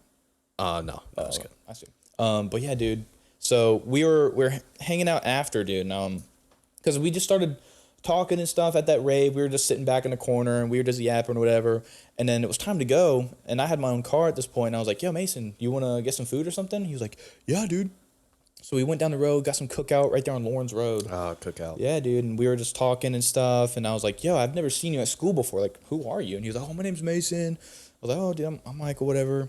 And he was like, who do you know there? And I was like, well, my boy Colin, he's a senior now, yada, yada, yada. He's like, Colin Stephens? I was like, yeah, you know him? I mean, he was like, yeah, dude, we fucking played, I don't remember. He's like, we played video games together when I was in like 3rd grade or some shit. I was like, what? Yeah. And yeah, so fucking, I was like, dude, I'll call him right now. I work with him, and we were playing Call of Duty or some shit all the time, and I was like, dude, I'll call him right now. And that was like, also Warzone saved the COVID. Facts. Because that was all we did. Yeah, we'll come back to that. Yeah. Anyway, so me and him are, I'm like, yo, Siri, call Colin. And she calls, and me and him are FaceTime. FaceTime, yeah. And so we were FaceTime, and I was like, yo, do you know who this is? And I showed Mason to you on the camera, and you were like, is that Mason? What the fuck? Mason? Yeah, dude. And he said he needed a job or something, so we got him working at Publix with us, and then that was just fun. And oh yeah, dude, what a fucking time. And now Mason, dude, he's shredded. He's sexy as fuck now, dude. I'm so proud of that kid. He's about to go to the army, or he's about to go to the Navy or something. He keeps posting these thirst traps on a Snapchat story. I can't help but get bricked up every time. Dude, I'm not gay. I mean, I got a lady I'm gonna end up marrying, but Mason You're sexy, dude. You've lost a lot of weight. I'm proud of you. Dude, so proud. How tall is Mason? 6'5"? No, he's like 6'4". Well, my dad's 6'3". I think he might be 6'3". He's about my dad's height. Motherfucker's tall, man. Yeah, dude. I mean, gotta low get key, Mason he was on here. kind of towering over my dad. My dad's 6'1". I'm 6'1". Call your dad. Tell him over. No, but dude, Mason, and thank you, and Mason and Colin, Disney and Hannah. Thank you guys for coming to my birthday party. We went to Yeah, that was fun. Wild Wing Cafe. We watched the Indiana game. Are you gonna watch them go to the championship Oh, yeah, for sure. Monday? I'll be closing, but I'll be tuning in. Damn. All right. Yeah, I close every Monday and Tuesday. Yeah, but yeah, dude. So Mason instantly became back into Colin's life, but he became one of my best friends, man. And I'm so thankful. You guys are awesome, man. Yeah, when I was a kid, I played Little League Baseball, and I was the worst kid on the team. Every time I'd strike out, I'd be pouting coming back to the dugout crying and shit. But I was a good outfielder. You could catch. If you didn't know, if you play outfield in Little League, you can't do shit. But it was one of my... Bro, you were so far outfield that you were in another game. Oh, yeah, for sure. I'm catching foul balls from the other field. No, dude, you were sitting in the truck. You were outfield, bro. Oh, yeah. Out there playing with the grass. Yeah, dude. But one of my fellow baseball players knew Mason, and we would play Xbox 360 games together, and Minecraft Xbox 360 edition was the wave at the time. Minecraft, you said? So me and his name was Joshua would load up a world. We'd be on creative mode, making a city, or we'd start a new survival world with cheats on. You ever just spell out the N-word on Minecraft? Pussies. Oh yeah, for sure. But Mason knew Joshua, and he joined up one time, and we were playing together or whatnot. And then me and Mason just hit it off for some reason. So when Joshua was off, me and Mason would play together, and we would just have an amazing time playing Minecraft. And eventually it was Halo. And man, I think those were really the two main games that we were playing. Was Minecraft and a little bit of Halo. Mm-hmm. But then we kind of stopped talking to each other. After just through life and school and shit? Yes, life and school, and different games coming out, picking up new friends, new friend groups and stuff like that. Dude, as a kid, you'll be friends with somebody one day, and the next day you don't know them, bro. That's what I'm saying. But clearly me and Mason never forgot about each other, and then about 10 years later, I get this phone call from Michael, sitting in my bedroom at my parents' house with Isaiah making music. Michael FaceTimes me and pans the camera over after this rave to Mason, and I'm like, is that fucking Mason Bailey? Yeah. And ever since then, we've been hanging out pretty, well, I wouldn't say regularly now, but we did for a while though. We've after, definitely after COVID. Oh yeah, got a good circle going on. So shout out Mason Bailey. I remember when I was a kid, right, speaking of spelling out the N-word, I remember when I was a kid, dude, I knew cursing was bad, and my grandma had washed out Haley's mouth with soap as a little girl, and I was like, oh shit, Haley, you dumbass, because she got caught cursing a lot. I curse a lot now, but dude, I was so scared to curse in front of my dad or in front of any adult. So I would go to my room and just I had an iPad or a Kindle, and I would just type out the word fucker or dicks and ass and bitch, and then I would just delete it. I would never send it or search it on Google, and I would just type it. I'm like, yeah, I felt Bad boy. Yeah. I was a little rascal, dude. But dude, speaking of the next year, my senior year, you had already graduated, but I was like, yo, they had another rave for my senior year, and I was like, yo, do you want to come? You came to that rave, and then after, I remember I turned 18, and I was like, dude, I'd already graduated? Yeah. I was already a senior. And I was like, yo, fucking... Or maybe they had another rave my junior year. And I don't remember. No, because I was on Tinder. I was 18 at that time. Or maybe it was junior year. I had to have been a senior. Anyway, you came to the rave with me. And then after the rave, bro, I downloaded Tinder. And I was on Tinder and I was talking to this girl. No, I didn't. We were swiping in my car. Or in your car, I don't remember. But it was in that same cookout parking lot that you had FaceTime Mason in. And I matched with this girl, Maddie. I don't know why I remember this. But this is like my first time I stayed out and like lied to my dad and shit, bro. So me and you were in that parking lot, and she was like, oh, like add me on Snapchat. So I added her on Snapchat, and she was like, what do you look like? And so I sent me and you a picture, and dude, this had to have been right after, because I still had that jersey, and I was still in that jersey, because I have that picture saved on my Snapchat of me and you in the car, and I was in that jersey. So it had to have been another either jersey thing the next year or just that same week. Anyway, and she invited us to come over to her house, and I was like, holy fuck, dude, I was, again, still a virgin at this time. I wasn't 18 then. I was 17. This is that same year, like in that same week of the raves, because for Spirit Week they had raves and shit. Yeah, I think they had one for like each grade. Yeah, so I think this was the next day or like a couple days later, because I think I lied on my age for it. That's what I did. Anyway, this girl Maddie invited her to her house. She was like, "Oh yeah, me and my friend think you and your friend are cute." So we went over there, and I texted my dad. I was like, because it was already midnight at that point. Yeah. And he was like, yo, where you at? Hella late. And my dad's ex-girlfriend's a fucking cunt. I'm going to name drop that cunt. Tristan. Fuck you, bitch. Anyway, fucking cunt, bitch. Anyway, so she was super strict. She was more strict than my own dad. And she was only like 25 or 26. Fucking cunt. But she was really strict. And like, if I got home late, she would have been, my dad wouldn't have been mad, but she would have been mad. So anyway, my dad was like, yo, where you at? And I was like, going to my friend Mason's house because he's really drunk. Mason wasn't even with us. But I was like, going to Mason's house. He's really drunk. We're trying to take care, me and Colin trying to take care of him. And he was like, dude, all right, don't be home late, whatever. And I was like, all right, I'll be home as soon as I can. And he was like, sleep. I remember he was sitting on the couch, like watching TV and stuff. He told me he was on the couch for whenever I got home. I was like, okay. And then we were in my car, I remember. Yep. You were driving, I think. Yeah. Anyway, so we get there. No. Did we take separate cars? I think we took separate cars, because I remember getting home in my car, and it was right before Tristan had left later that night, or later that morning. I got home at 5:30 in the morning, or 5 in the morning. Yeah, dude. But anyway, I'll get to the end of that story after. But we get to Maddie's house, and I was like, holy fuck, this is my first time with a girl, bro. Like, I've never kissed a girl at this point. I'd only had that girl like a couple days before twerking on me. I'm sure she felt my tiny pecker, bro. Dude. Before puberty, bro, I still had a baby dick, dude. It was bad, man. But I remember. I still got a baby dick. The facts, dude. When did you grow into your dick? I haven't yet. Anyway, we get to Maddie's house. Maddie was interested in me. Her friend was interested in you, and you were interested in her. And I remember like drinking for the first time with other people. Dude, I was so playing, sheltered. What were we playing? Beer pong? Something, bro. I think so. And then we all sat around at the kitchen. Something.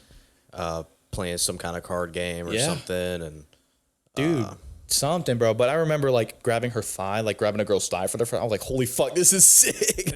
I was like, is this what butt feels like? Is this what boobs feel like? Holy shit. But like, I remember having a boner, dude, and I remember like I turned around really quick to like acting like I was fixing my jacket, but I put my hard little wiener up into my waistband. Yeah, that's what you got. That's what you do, bro. You waistband it. So I was like, holy shit, I hope no one saw me do that, or because that would be embarrassing. Anyway, I remember she was like, she had to have been like 18 or 19 at that point. On my Tinder, it said I was 18, so she thought I was 18.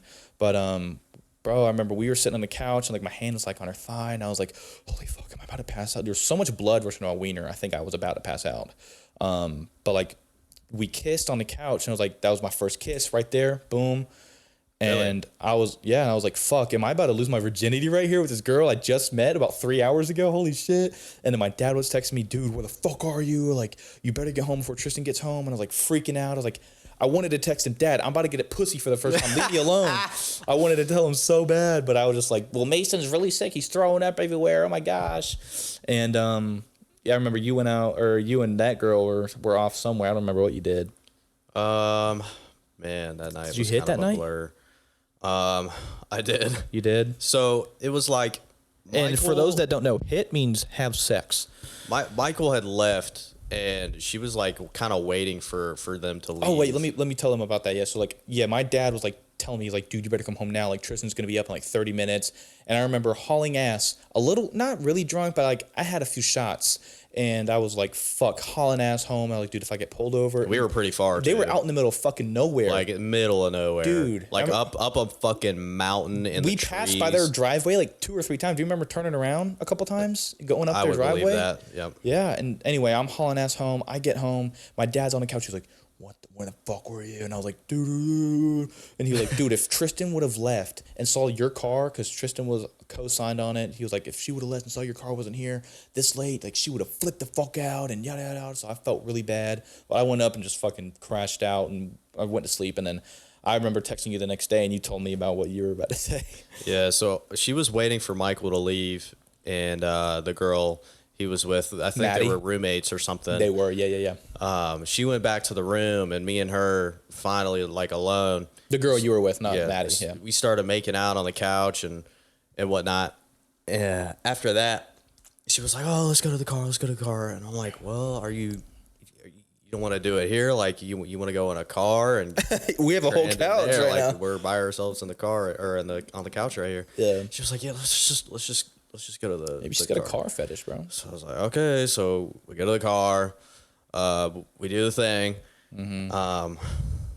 and I don't know. Speaking to my male audience here, well, I guess the women too, but So speaking to the whole audience. this is the first time I had came across a woman who wanted to be hit, oh. like not like hit, like want to be fucked, but like hit in the face. While having sex. While having sex. While having, what is it, cordial or consensual sex. So she was like, we're about 10 minutes in or whatever. She was like, hit me, and I'm like, what? You lasted 10 minutes? She was like, just hit me. And How'd I'm you like- last that long? 10? Damn. She was like, just hit me, and I'm like, I don't know. How old were you? You had to have been 18 or 19. 18 or 19. Yeah.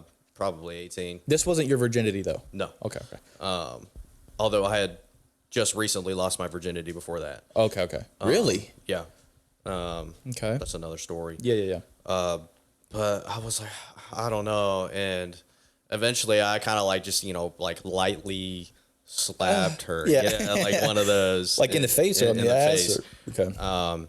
She was like, harder, like, don't give me that. And I'm like, I just kind of ignored her and just kept hitting it. So Sorry about that. after that, It's Peyton. we spent a few more minutes. That's about all I last was a few minutes. It was pretty awkward after she told me that. I'm not gonna lie. Did you hit her again? It wasn't the best experience. No. Okay. So we went back inside. You had protected sex, right? And then Yeah. and then I remember you telling me she asked for like a birth control thing even after you had. I think wrapped so. I think yeah. And you were like, yep. why? I cashed out her Venmo Yeah. money to go get one, and I guess she was just super safe. I don't I know. went home, and by the time it was like 7 a.m. and I'm driving home, man, was I living at my parents' house at the time? Yeah, you had to have been. Because I was still a junior. Yeah, this was that. You were still. I in high can't school. even imagine. I don't remember going home. I just remember you telling me that she was like crazy and like saying she missed you and all this weird shit. Yeah, that dude. was afterwards. Yeah. I wasn't really messing with that. Yeah. I have some kind of all the crazy girls like me. Yeah. For some reason. Me too, bro. Ronnie's insane, but I love her. Yeah. But she's not really that insane. She's not crazy. Michael's my man, Ronnie. I don't know if she even listens to these, which honestly I hope she doesn't. Which honestly I do. Yeah. I've told her about all this shit, so. Anyway, dude, fuck. Yeah. But my favorite is the legendary picture of me and Michael laying in the same bed, Oh yeah, dude. making out with a different chick. Or making out together while the chicks were watching. You remember that? Me and you were making out together and the chicks were just like watching us being like, yo. Oh, in my bed? Or you saying at that couch? No, it was we were in Mason's basement at a New Year's party like 3 years ago or something like that. 4 years ago? Hold on. That was a weird fart sound. Yeah, I remember that. Oh, that's right. Dude, Crazy Hannah. I've told Ronnie about this bitch. Crazy fucking Hannah. Yes. Oh, fuck. Yeah, I remember that. I don't. Your Yeah, farts are so good. dude, I'm so. Yes, dude, crazy Hannah, bro. She was. Dude, I've got family that listen to this. If y'all want to tune out, man, I understand, bro. But anyway, she wanted me to do the deed to her, but she was a virgin, and I didn't really want that, and so she wanted to give me oral sex, but I have past trauma from when I was a young kid, from that Yeah. that kind of stuff. I fucking For those that skinned don't his know, dick with my teeth. for those that don't know, fuck it, I'll just come out and say it. I was molested when I was 7. No way. Yeah, dude. Holy fuck, I'm airing this. Fuck it, dude. Yeah, I was molested by a 13-year-old girl, man. I'm dead serious, That's bro. not funny, but it's I know, funny. dude. I would go over to my mom's house on the weekends. This girl, Miranda, and it's so funny how I remember this. I was riding my motorcycle with my buddy Jason, and he started talking about, like, he was showing me, like, where he grew up and stuff, and I was like, oh shit, this is pretty cool. And he was like telling me about this story, and like I think he said, I don't know what he said, but something triggered it right there. I was like, fuck, I remember getting molested, bro. Like, I remember everything. I remember like how it felt in the room. I remember like what was on the TV in the corner. I remember exactly how I was laying, how I was like hot and scared, but didn't want to like say no because I was like, 7 years old is wild. yeah, dude. And I remember she would like want to do oral sex to me all the time, and she wanted me to, you know, have literal sex with her. And I lost my virginity at 7. You fucking pussy, I beat you. That's fucking. No, but yeah, dude. So I can just remember that, and then eventually, I don't know if like she told her parents or something, but like all of a sudden, bro, she moved. Like her family was like moved out of the neighborhood that my mom had lived in, and I never saw her again, bro. But like I was 7, and I remembered that at 20. So 13 years later, I was riding my motorcycle, and then like I just pulled over because I just started crying for some reason. It was just so much like overwhelming memories, bro. And I remember just like breaking down and telling Jason like, yo, I just remember like I got molested. Yeah, and he was like, he started laughing at first because he didn't think I was serious. But once I took my helmet off and he saw the tears, bro, he was like, oh shit. But like, so that, you know what? Fuck you, Miranda. I'm calling everybody out. Fuck you, Miranda. I don't remember your last name, but if I could, I would fucking, because she caused a lot of strife in my life, dude. Like as an adult, and after I lost my virginity, like I've always been scared of having, you know, oral sex. Like I've had a lot of trauma with that, but I think it's pretty fucked up that she did that, dude. Yeah. Yeah, dude. That kind of stuff is pretty serious. Yeah, dude. But wow, I just outed that to anybody that ever listens to this episode, so it's pretty cool. Dude, I've not told like anybody except for like obviously Ronnie, my dad, and I think, did I tell you? I don't know. Yeah, you told me. I did, yeah. Yeah, I told Kenny, but like just close people. So this is like a lot of pressure lifted off of me for some reason. It's pretty cool, man, but yeah. How are you doing in relationships right now, dude? Are you single or what? Oh yeah, single for show. Are you actively looking?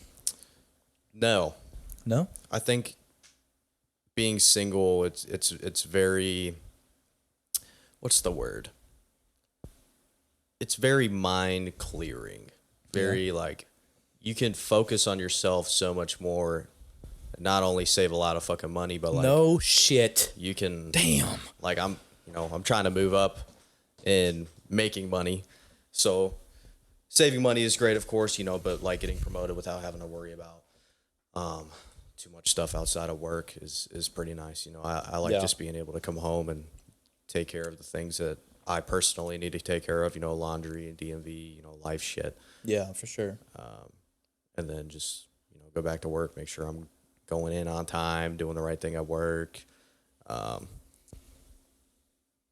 excelling at work, Yeah. So does that mean like, I know you're not actively looking, but if love or if a woman comes into your life, you're not like going to close. I think naturally that would happen. Son of a bitch. I just spilt a beer in my mouth. Oh my God, let me look it up. Thanks. Oh, is it on your dick now? It's on my pants now, dude. What are you going to do?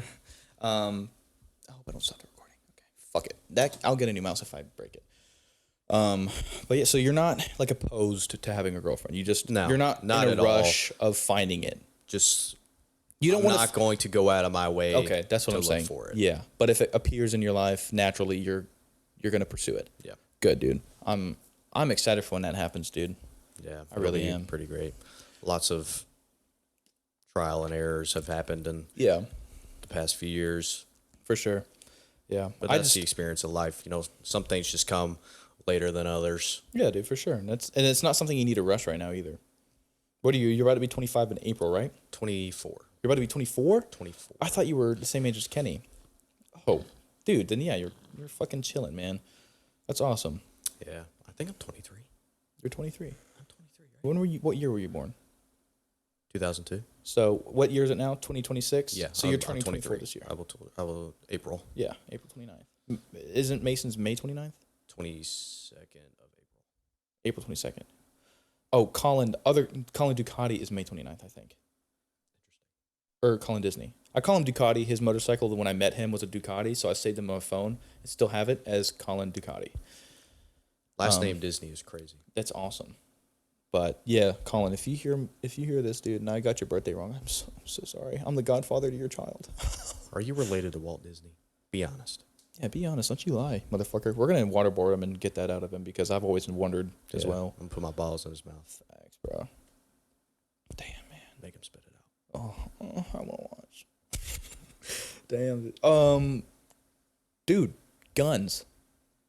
Guns. Yes. How you went looking for a new one yesterday, yeah? Or the day before? A couple days ago, yeah. Palmetto State. Hell yeah, son. So currently I carry a 19 Gen 5 Glock. Me and you both? But I want to get something smaller, especially for my build. And right now, it's with summer coming around, I want to be able to carry something without it looking like I'm carrying something. Mm-hmm. So something smaller than a 19 would be great, as much as I love the 19. But I went to Palmetto State, and they had a 43X, which I want the MOS, but the regular 43, which didn't have any a side engraving on the regular on the 43X. Yeah, the regular 43X was because there's a difference between the 43 and the 43X. $449.99. Without the engraved slide. Without the engraved slide, it had a rail mount on the bottom for a light, but it didn't. They didn't have exactly what I was looking for. But they were showing me some Smith & Wessons, some 380s, which looked super nice and felt super good in the hand. My dick. Like your dick. Huh? But that's more of like a Desert Eagle. But yeah, I just want something smaller, more compact to carry around regularly. Well, you already do every day. Without having to, take it out of my belt and put it in the glove compartment or something like that, to carry around. So I just, want something casual, easy to hold. Yeah, well, it's like the 19 Gen 5 is just like, it's got a longer barrel than the 43X, longer handle. So like even me, I'm 6'1", I'm about 190, 195, and like sitting down driving is super uncomfortable with it. Walking around is uncomfortable with it. And it just like, it imprints a lot. Like, and I want to, summer's coming around the corner in a couple months, it's spring and summer, and I want to wear shorts. And Colin Disney, actually, the one we were just talking, I gotta have him on here. He carries a 43X, and I think it was super nice. Yeah, dude, and it like fits in the waistband super well. The holster he has is very nice, and like he only wears shorts really. So he said it's very comfortable. It doesn't weigh his pants down because like the 19 holds 5 more shots than that, or 5 more bullets, and that adds on weight. Plus it's more metal, more plastic, so it's heavier. And I think the 43X is just a better way to go as far as a daily carry. Yeah, and for those of you that think that guns kill people, no. People kill people. Yes. So fucking idiots. To me, it's very important to protect yourself and to protect others. Yeah, dude. Most importantly. So especially with the drivers here in South Carolina and just, the people in general, especially in the area that you're in, it's, dude, very important. The other night, 2 or 3 weeks ago, I was going over to Colin Disney's house. They invited us over to play beer pong or something like that. They had a couple of their friends over. And I got off of 85 on Pelham Road. 85 on Pelham Road. And when you get off of 85 on Pelham Road, Colin Disney's house is about 8 minutes from that exit, okay? You talking about Haywood? The Haywood exit? No, the Lawrence Pelham Road. Oh, yeah. Lawrence Road, where Lawrence Road is. Yep. But yeah, so I got off there, and I took a ride at this light right after the exit, and I was in the right lane. There's two lanes, right, on my side going the same direction, and there's two lanes going the opposite direction. Okay, so I'm in the right lane in the slow lane, and it was pretty late, bro. It was probably like 10 o'clock at this point. And I'm already on number 3. I'm about to need number 4 here in a second of beer. If you want to pull one out for me as well, thank you, sir. And I'm in the right lane, and the car in front of me is going slow, which is fine. They were in the right lane. I understand that. And I had enough space to get from the right lane to the left lane. There was a white Ford Maverick behind me. What is that, a SUV? No, Ford Maverick is that new stupid Ford truck, the small one. I don't think I've seen those before. I'm sure you have. Here, I'll pull it up while I'm talking. But there was in the left lane, a white Ford Maverick, and I was like, okay, I've definitely got enough space to just gas it and get in front of him. So I did, and instantly he flashed. He held his high beams on at me, and I think I've seen one of those. yeah. So they're just like the new Ford trucks. Yeah, they look kind of goofy. Ugly. Yeah. So I brake check him a little bit, hey, motherfucker, I didn't do anything to you. You flashed me, and then he honked at me. And so I almost came to a complete stop, and then gassed it to be like, look, motherfucker, don't fuck around with me. And so I gassed it, got to the next light, and he came up right on my ass and was just flashing his high beams at me. And I was ready to get out of the car and fight him, but Ronnie was like, Michael, don't you get out of this fucking car. Yeah, I think honestly with I and would do something like that. I didn't have my gun on me, so I was like, fuck, man, if I get out of this car and he's got a gun, and, I'm trained. I went through hundreds of hours of training with firearms through the sheriff's office, so I can quick draw. I know exactly where to shoot. I'm good with that, so if I had my firearm, I would have been ready, but I was thinking about it. Ronnie was like, Michael, don't get out of the fucking car. I could die over, from road rage or whatever. So I just fuck it. I started driving normally. I didn't speed off, and this motherfucker was still on my bumper, flashing me the entire way. And so I was 3 minutes from Colin's house, and I was like, yo, because I know Colin's got a bunch of guns. He's got shotguns, more pistols, and, he's got tows. Strap up. Yeah. I'm on the way. Yeah, I was like, yo, this guy's been following me since pretty much the 85 exit. In case this guy follows me to your house, be ready with a gun. And he was like, all right, I got you. So I'm turning into his neighborhood, and I slow down to turn in, and then that Ford Maverick stops right in the middle of the road, and contemplates turning in, but he didn't turn in. And I was like, all right, fine. This pussy didn't want to smoke, so I pull into Colin's driveway, and then next thing you know, 30 seconds after I get out of the car, fucking trucks coming down the thing. I was like, dude, Colin, I think that's him. And he was like, holy fuck. And so he handed me a pistol, and he had one as well. And the guy came down, and he pulled into a driveway 2 houses down from Colin, and he was like, oh, I think that's just my neighbor. And then he backed up, and then started going back out of the neighborhood, and then he stopped in the middle of the road, and I was like, no, dude, that's that white Ford truck. That's him. And so we're like, oh shit. So we start walking up to him hey, motherfucker. We're yelling, I'm get out of the fucking truck then. You want to follow me to my house? Get out of the fucking truck, pussy. And he didn't, and then he would go up a couple feet and stop as we're walking towards him, and he would keep going and stop, and then eventually he just left. And bro, I was like, damn, man, now he knows where Colin lives. And so I called the cops. I was like, yo, if there's a white truck in this neighborhood, a white Ford Maverick, and he's in the neighborhood, and or if you see him around here, So describe how that all went down in the beginning again, from. Dude, literally, I get off the exit, okay, and then whenever you get off of 85, you can turn left or right. I turned left, and then I took the first right at the next light, and it's a back road to going towards Riverside High School. Okay. And I'm in the right lane behind I don't remember the car that was in front of me, but they were going slow. There was a car, that Ford Maverick was 2 car spaces behind me, and I was like, I've got plenty of space, and I can gas it. My car can move quick. I was like, I can just gas it in front of that Ford Maverick, and I won't even come near him. So I did that, and instantly he started flashing me with his lights, and so I just brake checked just a little bit, and then instantly right on my ass, flashing, high beams on the whole time, and then flash, and then I eventually got off. We came to a red light, and he had his high beams on, so I gassed it again. And he gassed it up next to me, and I was trying to without obviously getting out and telling him fuck off, don't follow me or you'll die. I just slammed on my brakes, and then gas it off again, and he still was following me. So I was like, all right, if this motherfucker wants to smoke, we can have the smoke. Colin's mic just fell. But yeah, and then he followed me into that place, and I called the cops. Cops were like, look, man, like, we'll look around, but there's nothing we can do. I was like, I understand that. Like, I'm not telling you.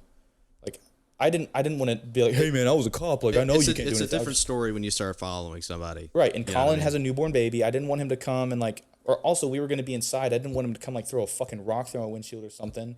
So I called the cops. I was like, yo, be on the lookout. If you see this white Ford down the street or something, like, be aware. Only thing I would have done differently is, like, if I had, like, my mom or my sister in the car, like, I would have done everything in my power to get away from that situation. But the problem is, like, once they start following you, like, you're kind of just breaking all bounds of or rules of personal space. And, like, yeah. So he was, and I was like, in case he was like in war, right? There's you have war crimes. You know what I mean? Like, kind of the same thing. Well, not the same thing. It's not fucking war. No, but that kind of thing. There's like road rules. Rage. Road rage. There's rules to road rage. Right, and like at that point, I was like, if you're a male that drives regularly, you would understand what I'm talking about. There's rules to road rage. Mm-hmm. Right, and so like I understood, like, okay, maybe in my perspective on my right side view mirror, I wasn't near him, but in his perspective, I cut him off, whatever, and I brake checked him. He flashed me, whatever, and then I was like, okay, fuck, the thing's over. It's 10 o'clock at night. Who cares? I was already fucking done with it. Me and Ronnie were listening to music and like singing songs and shit. Like I was over it in my head, but like I was like watching him, see him follow me every turn. And I was like, okay, whatever, but I was done until he like was turning into the neighborhood or about to turn in the neighborhood. I was like, okay, you cut somebody off, somebody cuts you off, whatever. Roll down the window, flick them off, curse them out, whatever. Right. Be on your fucking way. But the moment you start following them, like, right, and you are asking for it. Exactly, you are asking for it. In case he was on the phone with the cops or like, hey, this guy just cut me off. He's drunk or something. I hadn't been drinking at all that time. Dispatch would tell you to stop fucking following them. Just give them the plate number or some shit. Yeah, exactly. And then be on your fucking way. Yeah, but so I was like, I don't know if this guy's recording me or what. So I wasn't driving crazy. I was following the 35 or 45 mile an hour speed limit, and I was just going to Colin's house. I wasn't doing anything. Damn, we had both spilled, bro. Wink on my shoe.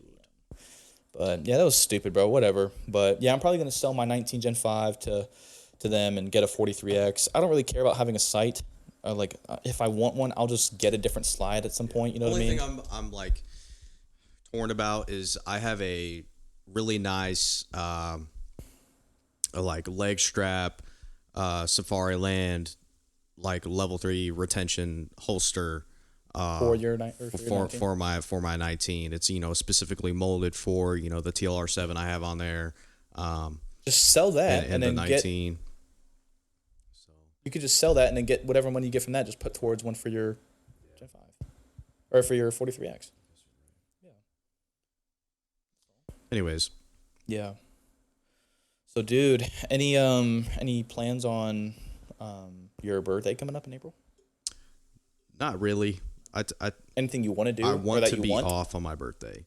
If I work on my birthday, I always have the worst luck. I don't know what it is. I'm getting cursed out. I'm cursing out somebody. I'm getting written up for something. It's just a really shitty day, So this year we're gonna take it off. I like to do something with my family, just go out to eat for my choice. They pay for my bill and do some drinking, whatever. Go home. That's always nice to do, just a chill gathering with the family. But with the boys, I'm not too sure. I'll have to plan something, dude, before. See if Mason's even, because if he's even going to be here, because he said something about May he'll be waiting for a response from the Navy or something. We need another lake day, bro. I know. In the April. That would be, yeah. Let's do a lake day for my birthday. I'm down, bro. Just let me know. Get a case of Tweez, case of Bud Light. Go out on the boat. Although it might be a little cold. Might be a little cold in April. Yeah, fuck it. Yeah. If anything, dude, we'll go out there later in the summer. Unless Mason's gone. Dude, he's gonna be gone for the military, dude. When? he's like March or April. He's waiting on, or I'm sorry, March or I can't remember. It was an M. So March or May, he's waiting on a response from the Navy about when he's gonna be going to boot camp and shit, or basic training rather. So he's waiting on that, and then that's Crazy. 3 months itself, and then he comes back for a little bit, and then he's gonna get deployed somewhere. Well, what is he going for? Aviation? Like a. He wants to be a pilot for the Navy. Yeah, so he's waiting on a response right now, which is That'd be so cool, man. I Imagine know. the feeling of flying a plane or a jet. dude. I don't want it to. No, because if you're in a fucking F-16, the G-force from that shit, dude, you got to do the breathing. You know, like I don't like heights. First of all, I don't like flying on Yeah, I a don't regular like heights commercial either. airplane. I've let never been on alone- a plane. Really? Or a helicopter. I've never been on a helicopter, but a commercial airplane, yeah. Damn, dude, we do need another lake day, man. We've been talking about a lake day for 3 years, 4 years. Yeah. 3 years. Sounds about right. Yeah, but dude, honestly, if Mason's gone and we want to get an Airbnb or something on a lake for 2 days, like 4th of July, I think if we had a bunch of people just kind of put towards a fucking 4th of July, or it didn't have to be 4th of July because it'll be fucking probably packed and impossible to get one. But if we do like the end of July or the beginning of March, April, May, June or something like that, and we do it in June, just take a fucking Friday, Saturday, Sunday, Monday off and just go out to the lake. Dude, that would be sick. I've got a beach vacation planned for All right, I'll just go fuck myself. then, May. dude. Oh, no, that's fine. No. June. Mid-June. Who are you going with? Your parents and stuff? Yeah. Damn, man. Well, you were saying something. Oh, yeah, we wanted to talk about fucking Warzone during the COVID. Oh my goodness. That was insane. All of my gamers out there, if you want the smoke, hit Let us me up. know. You're cooked. Game of choice. I don't care. You're donezo. That's at CWS or something. What's your Instagram? Oh, what is my Instagram? Colin.Stephens. Colin Stephens. COLIN, 1L, because I'm not a fucking gay virgin. Yeah. Gay virgins out there with 2 L's Yeah, in I'm your only name. gay. But just like a little bit of dudes. Yeah. Okay, so for everyone out there, we are joking about homosexuality. Oh, I'm not joking. Oh. All right, this is breaking news for me too, ladies Breaking and gentlemen. news. Colin's a fucking fag. Dude. Did you get bullied in high school, man? More middle school. Middle school? High school. I remember you were cool to me. And I remember like seeing you at work and I was like, dude, this kid's cool. I envy that. Like I envied, you were always skinny. Dude, when I first started with Dude, like, I've always been skinny. I know, but when I first met you, dude, I was chunky. I like started just putting on weight because I was like, I didn't play football my sophomore year, but I played my freshman year. So my stomach was like, oh, we're gonna eat like we're in football again. But I wasn't doing football activity, so I started gaining a little bit of weight. I got a little chunky, dude. And then I hit growth spurt, and I got to 6'1" my junior year and stuff. Yeah, it's senior like year, no senior year. matter what I eat or how much I eat, I'm not gaining weight. But I should be more consistent about making sure I'm hitting my calories every day. I think that's the main thing. Because sometimes I'll put in a crazy long shift. So sometimes I have to do shifts that are more labor intensive than other days, like Tuesday nights. I got to go in and change all the prices on all the product, all the meat and stuff like that, which takes all day. Sometimes I don't have time for a lunch or just not much time to eat. So sometimes that takes a pretty heavy toll. And really all it comes down to is just having the associates to be able to cover for you when you're gone. Well, dude, that's another story. That's like with me, dude. Like I work outside all day. Like when I first started at my, I don't want to say the name of the place I work at, but like at my pest control place, where I work outside all day, and I started in like June or July of 25. And so like when I first started, dude, it's physical work. You're carrying a 40-pound backpack with chemical in it. Right. You walk around a house 4 times, and I'm out at the lake, Kiwi, and these houses are fucking huge, and some of them are on hills and stuff. So I'm walking up a hill, up a graded fucking laying. I have to like climb up some of these rocks sometimes, and like I'm standing spraying in the sun, and like look at this tan line on my wrist from my watch. That's from July and August. It still hasn't gone away. I'm still tan. I don't know how. Anyway, what I'm trying to say is we're allowed to take an hour lunch, but when you're out at the lake, bro, there's no gas stations or anything around you. It's a 30, 40-minute drive to a McDonald's. If there is a gas station, it's like a place that only takes cash or some bullshit. Exactly, dude. And so, like, there's no bathrooms. That's another thing is, like, I have to hold my piss all day because I go work out at the lake and there's no toilets or anything. If I get lucky, there's someone doing construction or, like, building a new house and there's, like, a porta potty from, like, a construction site that I'll sneak into and just piss in there. But other than that, dude, it's, like, I'm drinking water all day, so I got to piss, but then I'm sweating all day. But, dude, I probably lost 10 pounds in my first 3 months of working here because I was working outside, and now I don't eat until dinner time unless it's the weekend. You got to start coming to the gym with me, man. Yeah, we got to start going. It's right there. I just got to make sure I'm hitting my calories. Like, the main thing, like, even before going to the gym is fucking eating. I don't know, man. I don't know yeah, calories are important, but it's also just if anybody that's listening and you're skinny and you have any advice for a skinny guy who's trying to gain weight, go ahead and hit up that email for the podcast. Yeah, griffunfiltered@gmail.com. And throw in some suggestions for your boy Colin. Dude, I think it really is mainly like, yes, eating, but getting the opportunity to go and work those muscles out. Because if you're not working those muscles out, because you want to gain weight and you want your muscles to get bigger, right? A lot of the time I'm coming home sore as shit, unless it's a day that I don't get a truck, which is only Tuesdays, which is probably my most labor-intensive day, even though we don't get a delivery in. But whenever we get those trucks in, especially on a Monday night, you got your frozen truck you got to work, you got your box meat truck you got to work, and then you got your poultry truck or your pallets that you got to work. So poultry is pretty easy. You just take it off the pallet, whatever you need, throw it on a float, weigh it up, put it on the shelf, and the rest of the stuff you just put on the shelf. But the box meat, you're getting in 70-pound boxes of ribeyes, depending on the sale, 60-pound boxes of strips, and then all your ground beef is always 60 pounds a box, and if it's a ground chuck sale, you're getting 10, 12 boxes, depending on how many of those high selling items are on sale. So, and then you got so us in the meat department, we're in charge of Sargento shredded cheese and beef jerky, bacon, your Bob Evans mashed potatoes, all that stuff. We're in charge of that too. So we get those in with our trucks. So you got to get all of that stuff off of the pallets in order to even get to your box meat. So then you got to take care of so many things. And for me, since my whole family essentially has worked or is still working at Publix to some degree. I got something to say after you're done with this. I just remembered this. Yeah, talking about Publix. But I don't know where I get it from. Probably my Uncle Paul. Shout out my Uncle Paul. He a real one. I'm a cooler stickler, case stickler, basically like a neat freak. Yeah, dude, I remember, you're like ADHD or what is it?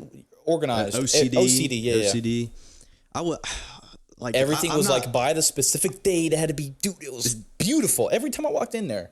Oh yeah. Well, not every time. It was shit and you fixed it. I want it to look, perfect. It drives sales, how much you're selling, increases customer value. Like, when you walk into Walmart and you want to buy like a steak or something, but you go over to the steak section and like shit is upside down and there's ribeyes over here.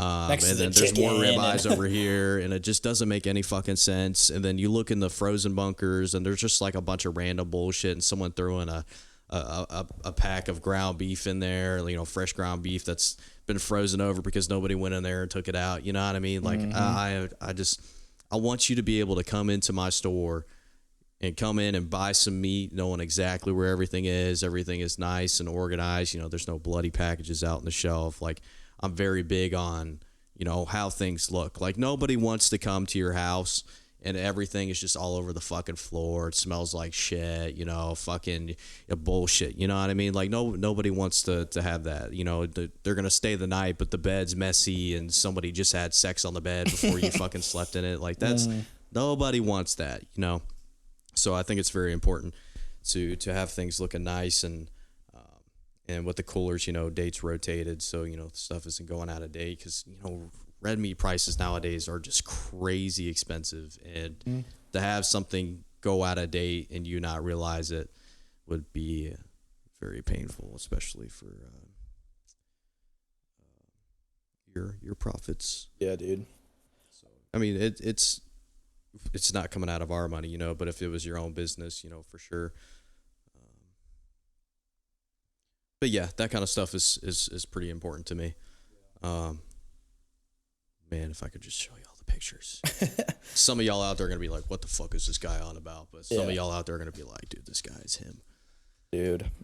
So like one thing that really pissed me off with Publix is like when I was 16 to 18, I was working customer service, right? And I was like interested in, I would put so much time in everything and like I had understood it so much. I was like, dude, I could be a customer service manager in the future. Like I could really do this job. And It's fucking easy too. Yeah, dude. And so like 16 to 18, I was everything at Publix is just so easy. Just fucking lazy. Yeah, dude. And I was working so hard towards it. I was like, dude, I want to show these people. I want to show John and Kristen that I can do this job and I can be a manager eventually. So yeah, dude. Once I turned 18, a month or so in, I like went to John and I was like, hey man, I'm interested, which is the store manager, like, hey, I'm interested in like management and like moving up and stuff, and I would love to know the road to take and everything. And he was like, well, no, I think I went to Kristen first, and then Kristen told me to go to Tracy told me to go to Margie. Margie was like, honestly, Michael, you know, it's going to be really hard for you to move up. And I was like, why? She was like, well, first of all, you young, you white, and you a male. And I was like, what the fuck? Yep. That's insane. So because I'm young and because I'm a white dude, it's going to be hard for me to get a job. Like that's the backward shit of like what any fucking pussy liberal says about equality and shit is like, if I'm a young black woman, I can move up in the shit easy. Or if I'm a young black dude, I can move up easy. So anyone that says that it's, you know, easier to be a white dude and get a job and move up, you're fucking retarded. Because I got denied that opportunity through Publix because of who I was. That's fucking insane to me, dude. I feel like I'm more than qualified to get promoted, but I'm getting people that have hardly any experience and don't know anything about the job, who are female and black, get the chance before I do. Yeah. And I think that it's not only a bad investment for the company, but, you know, unfair. And just it's insane, man. Crazy. You know, just to meet standards for looks for the company. It's insane, man. Look good. It's just fucking dumb. It's retarded to me, dude. But we'll get there one day. All Hopefully. for just being able to get money. Yeah. To look good for other people, you know.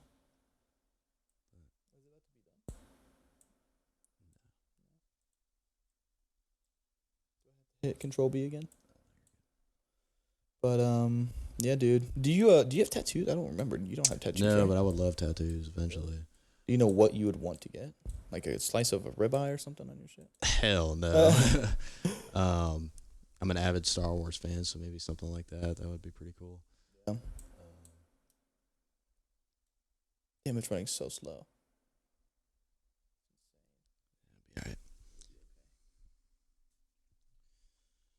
But anything else you want to talk about? You know. Shit, man. Do you have any ideas? Let's see. I feel like I'm supposed to be asking you stuff. Let me see here. I feel. What generation are we? Gen Z? I don't even know, dude. There's too many. There's so many generations. What generation are we? Are we Whatever Gen the Z? retarded generation is, we Yeah, are. the cursed ones, dude. Honestly, I don't know. We got it good because like growing up for me at least, like I didn't have access to like iPads and stuff. Maybe it's because like I grew up poor, but like I we was were out. born with the flip phones. Yeah, dude. I remember having like a little BlackBerry, and like the only like games I could play on there was like that brick game where like the ball would bounce up, hit a brick, ball would bounce up, hit a brick, and stuff like that. And I grew up playing outside with all the other all the Hispanic kids and stuff because I grew up in Naples, bro. So I was playing soccer. I learned I looked Mexican by the time I left Florida, bro. Oh man, that was fun. But like all the kids now, dude, like they're glued to their iPads. They don't have individuality at all anymore, dude. Like, how do they find interests? I'm not sure. I think they're just gonna grow up with AI telling them what to do. It's insane. Like, I saw a video on Instagram of like there was this guy and he was in Hawaii on vacation and he was at this nice restaurant or something on the beach, and there was a bunch of other families around him, and he like took a pan video of like around him, and every table that had a kid, there was the kid would have headphones on, glued to an iPad, and there was some that were like fucking a year old to 6 or 7 year old kids just glued to iPads, man, and that's gonna destroy our if we have kids in the future, bro. Dude, imagine being a kid. What's it gonna be like? No playing outside? Imagine being a kid like us who are 23, 24 now, growing up with an Xbox Series X or a PS5. It's insane, bro. Like Fortnite and Roblox. Do you remember the Do first? kids even play Minecraft anymore? I don't know. I think they just stick to Fortnite, dude. Do kids know what a PlayStation 2 is? What was your first video game you played? Dude, my gaming career started with the Nintendo 64. Really? And the controller on that was just absolutely horrendous. And I fucking sucked Garbage. at it.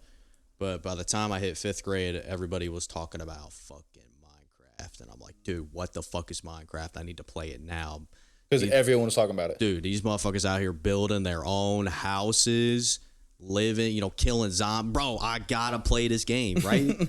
Killing zombies, building houses. Like, let me in there. Diamond sword. What are they talking about? Yeah. So, I get home one day and I'm like, Dad, I need an Xbox. And I saved up some money, doing chores and whatnot. And eventually I put that money in with my dad and we got an Xbox. Got Minecraft and Halo, but before that, I had a PlayStation 2. Yeah, I think it was like my dad's old one or something. I can't remember if it was a newer one, but I think it was my dad's old one. We loved sports games, the old Maddens, what is it, NFL Street or something like that. All the old college NCAA basketball play Blitz? games. Blitz was that football game? Oh, dude. It was like super aggressive, weird shit. I can't. It sounds familiar, but I can't remember. Really? Dude, all the Lego Star Wars games, man. Lego Batmans. We used to go to Blockbuster like once a week and rent a new game and play it, me and my dad. Those were good times. I started on 007, bro. It was like this Hitman 007. Oh, man. That was the first. I don't know why, but like I just have this memory of me sitting down in front of a TV playing 007. You wake up in like this hotel, or not a hotel, I'm sorry, this like medical facility, and you're like strapped to a table and you wake up, and I think you have access to a gun, and you shoot there's like a doctor in front of you trying to like get your blood or some shit, and you go through the rest of the hospital killing people. And I was 5 or 6 years old, bro. And I was like, holy shit, this is awesome. So like from that, I tried the Minecraft. I couldn't play Minecraft, man. I didn't enjoy it in any way, shape, or form when I was in elementary school. That's how I developed my OCD and like, well, I wouldn't say I'm OCD, right? But like, certain things I am. And with like building my houses in Minecraft, like they have to be so symmetrical and like very, the very finite details need to be perfect. Well, dude, all the way down to like the landscape. What does OCD involve? Because like I remember when I was a kid, bro. Like if I tapped my finger on the table, I would have to do that to every finger I had 4 times exactly. That's crazy. I've never heard of that. Yeah, so like if my thumb went into my pocket a weird way and it felt weird, like I had to do that 4 times. If I would anything I I'm did. sure there's a scientific term. If I took a sip of something and it like I took a certain amount, I would have to try to take that certain amount 4 times. That kind of reminds me of like whenever you're in retarded the car. or autism. And, I yeah, did that too. But dude. I think so. No, like whenever you're in the car listening to music and like the volume is at like 19, but like 20 is like one more away. Yeah, or like if kinda it's on like reminds me of that. 23, it's like, dude, why are we at 20? Either go to 20, 25 or 30. There's no like, don't be at 24. Don't be at fucking 14, 13, 12. What are we doing here? Yeah. No. Also, what was that? You ever like remember sleeping in the car as a kid and you're on your street and you wake up and holy fuck, I know I'm on my street. How did we?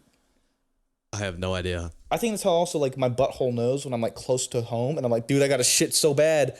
Like I'll be at an hour and 20 minutes away from work or from home and I get off. I'm like, damn, dude, I got a dookie wookie at this bitch.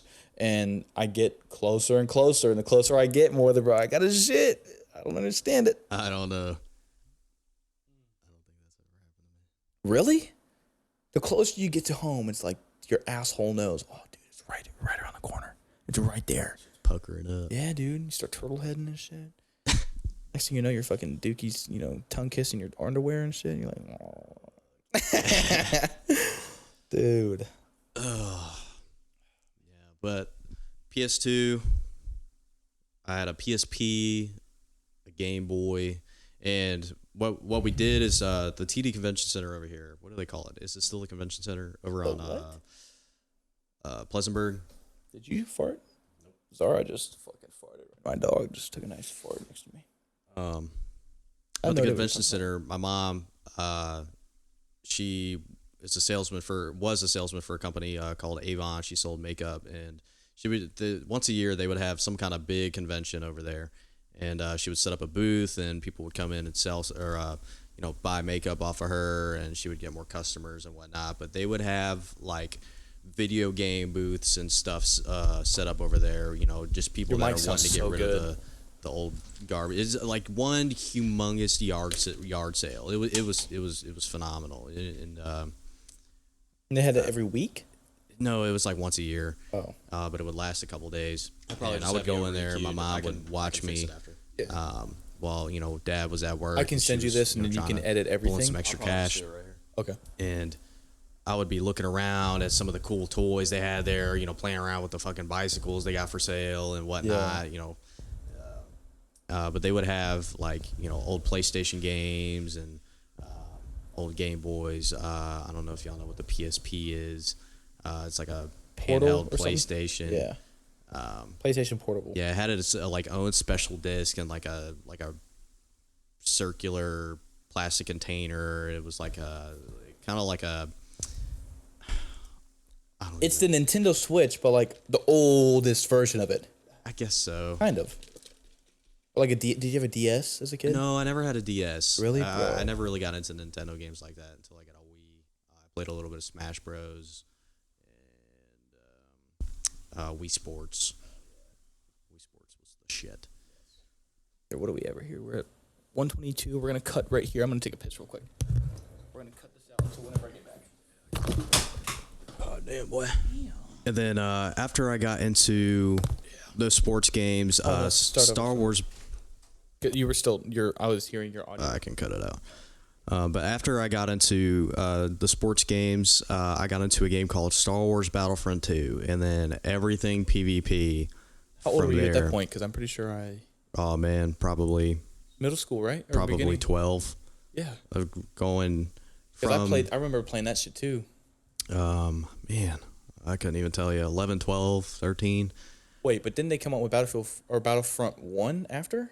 No, well, they had Battlefront 1 out, and then it was Battlefront 2, and then like 2016. No. It was probably 2015. Later. They came out with a new Battlefront series made by EA, and then 2017, I think it was Battlefront 2. But that was all on like the Xbox One. But after that's what I played. Yeah, after Battlefront 2, it was the Xbox 360 and the Halo. I fucking loved Halo. I played nothing but Halo for 2-3 years, and Minecraft. Do you have a favorite one? And then it was fucking Black Ops 2, and then Do you have a favorite Halo? I loved ODST and then Reach. I would say Halo 3 and then Halo 4. I never played Reach and I never played ODST, but I hear Reach is like the best It was so Halo good, game. dude. Although I was a little stupid because I was like 10 when that shit was coming out, like 9 or 10 or something, and I was like too stupid to understand like the next level of like, shit, what am I supposed to do in this mission? I was so stupid, bro. That's a learning curve that every gamer has came around where it's like, what the fuck is even happening? So like I had played, so like Modern Warfare 3 came out, and I was like all over that. That's like, I have a favorite memory with my dad, and it was during Modern Warfare 3, because they had that, like, it wasn't zombies. They didn't have zombies. It was like survival. Yeah, the round-based like survival mode. Yeah, dude. And so like I remember You would like buy score streaks with money and Yep, stuff and like like that was my favorite memory with my dad, or one of them, because like we bonded so much. Like I think I had a little bit of trouble bonding with my dad when I was a kid, and like this isn't, Dad, if you're listening to this is not on you in any way, shape, or form. It was because you had to work so much, because you were a single father at that time. Yeah, I was the same with my dad because he was like really into sports and I was like really into video games, and it was like hard to find a good balance. Well, like I know my dad, I would remember falling asleep to hearing my dad. My dad loved Minecraft, so I remember hearing him, or like falling asleep in like in my room. I could hear the living room, like him playing Minecraft or him playing Diablo or something like that. But whenever Modern Warfare 3 came out, and I would play that after I'd get off of school or something, he was like, yeah, you can play just as long as you do your homework. But he was already at work because he had a bicycle to work, bro. He didn't like, if he had a car, it would always break down. No wonder he's so fucking sexy. Oh God, bro. No, but like he had the worst luck with that shit. Like he had to bicycle to his 2 or 3 jobs, and I remember staying up late, like when he wasn't there, and playing Modern Warfare 3, or like right after school doing a homework real quick. If Jose couldn't go play outside, if it was storming, I'll just play playing Modern Warfare 3. And then I remember, I think I said this in my last episode or the episode before, but like my favorite memory with my dad is he woke me up on a weeknight. I think it was a Friday night, or like a Thursday night going into Friday morning, and he didn't have work on that Friday, but he woke me up at like 11 o'clock or midnight or something like that on Friday morning. So yeah, I'd say midnight Friday morning, and was like, hey buddy, you want to go play not Minecraft, Modern Warfare 3? And I was like, really? So we sat in his room, and he got me a Mountain Dew, and we played that survival thing for hours, bro. It was like 3 or 4 o'clock in the morning. He's like, all right buddy, we gotta go to bed. Dude, that is peak. Dude, and then he turned on Harry Potter, and we fell asleep watching Harry Potter in his room, and that was like my favorite memory. And my dad was honestly really good with that, to where like he would let me stay home for a day from school. Like I didn't go to school that next day, but Haley went, and I'd still like bike her to school, but like then he would like take Haley out for a day and like have a day with her and do something, and I went to school. So like, and then there was a couple days where he would let both of us stay home, and he just like whatever. But like he did really good on like trying to be there for us, you know what I mean? Even though he was working 2 or 3 jobs at one time, and dude, I envy that, and as a man and as a father so much, dude. Like that was really a great thing that he did, and honestly probably saved his relationship with his kids, you know what I mean? Like he could have just came home every day and fucking drank because he was pissed off that he was a single dad and had to work so many jobs and didn't have a car and all this shit, and beat us or some shit, but he didn't, man, and I envy that a lot. Yeah, shout out Big Nasty. Mm-hmm. Speaking of, remember Destin, obviously. His friend Jag, the black kid in Atlanta. With the lisp. Yeah, a little bit of a lisp. Yeah. Jag, if you listen to this, buddy, love you, but you have a little bit of a lisp. But he texted me on my birthday, and he was like, happy birthday, Lil Nasty. And I was like, shit, Lil Nasty, I haven't been called that before. Damn, bro, I'm going to get that tattooed up on my wiener, bro.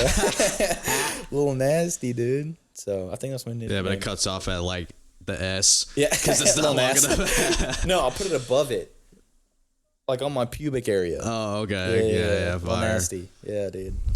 But God, dude, if you get a tattoo on your dick, you're a fucking maniac. Or the Prince Charles, the piercing that goes through the tip of your dick. Oh, dude, I've seen porn with like the girls that have the clits pierced. Have you seen that? Oh, okay. Oh, yeah. Not the dicks pierced. No, their clits are pierced, bro. I'm like, dude, I can only imagine how bad that must hurt. They have millions of nerve endings there. Killing your nerves. Mm-hmm. What's the point? I don't get it, and there's no way it feels good later on. You know what I mean? Damn, I'm number 6 right now, Colin. Golly, son. But One day we're gonna line up a circle of chairs, and there's nothing you can do to get out of that situation. do you have like a favorite memory with your dad or your mom or something like, or like even Oh your man, sibling? I think some of the best memories is like, you know, what my dad would do for me in order to make sure that I get this video game that I'm after. Right, You know what I because he mean? knew that's something you liked, and he would sacrifice his time and his money to make sure you had that. So Battlefront 2, the old one,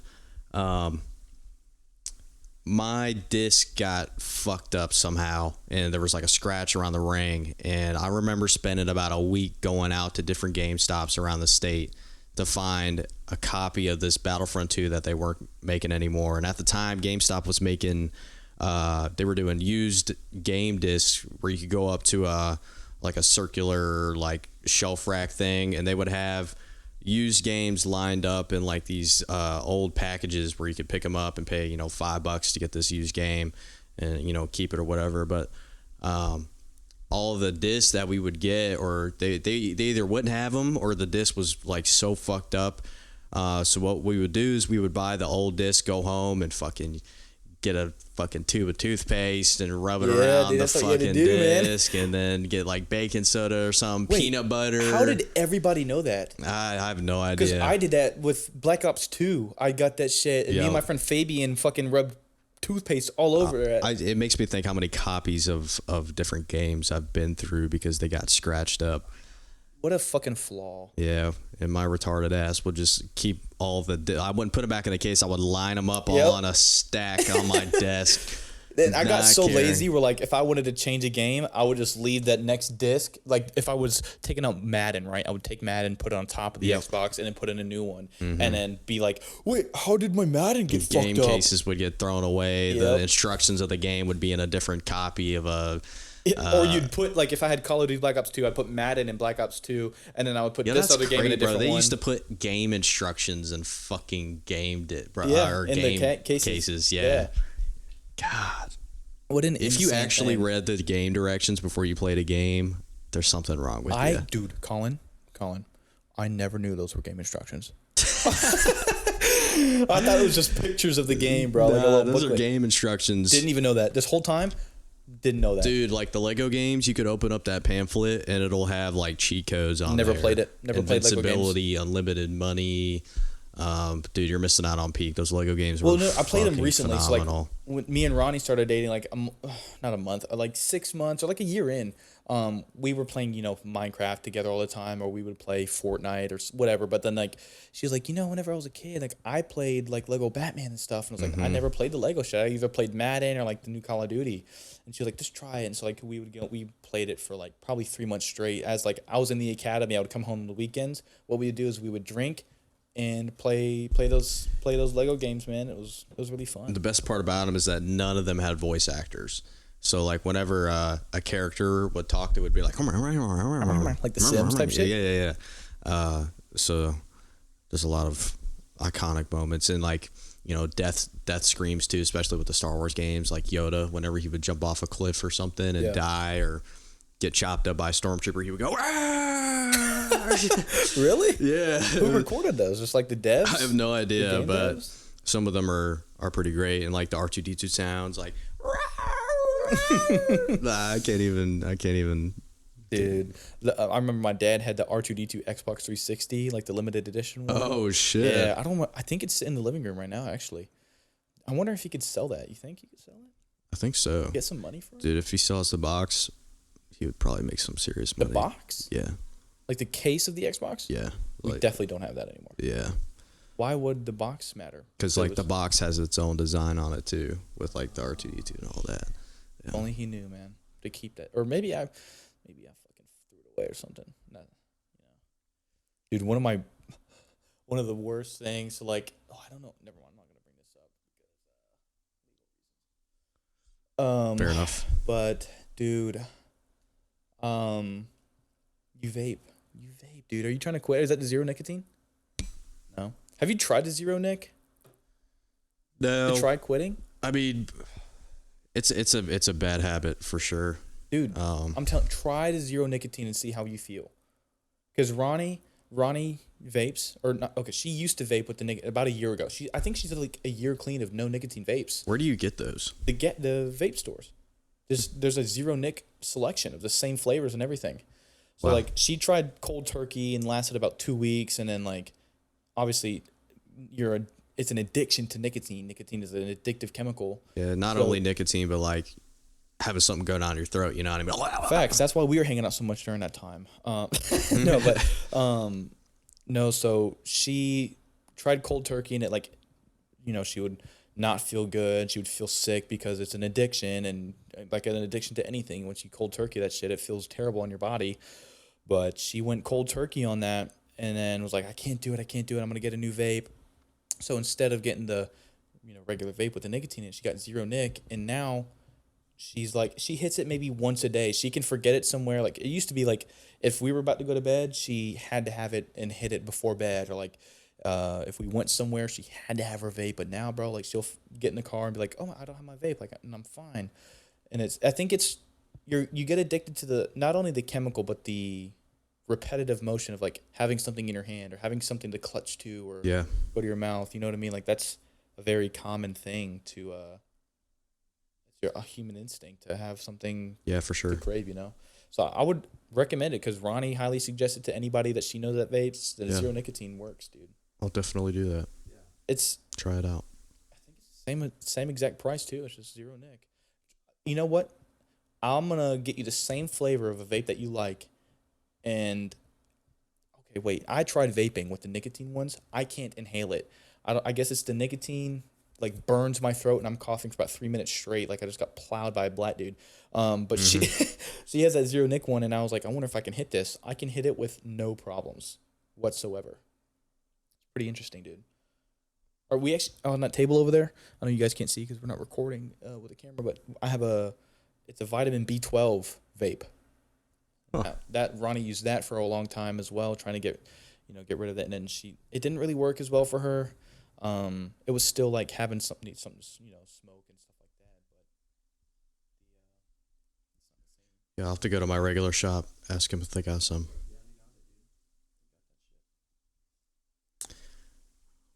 Very well. Long ass episode. as long as what is it, 2 hours and 16 minutes? Should we end it here? I applaud you if you listened all the way through. I'm sure there's going to be like one or two people. I'm going to be one of them. So I'm either the only person that's going to listen to this all the way through, or there's going to be less than a handful.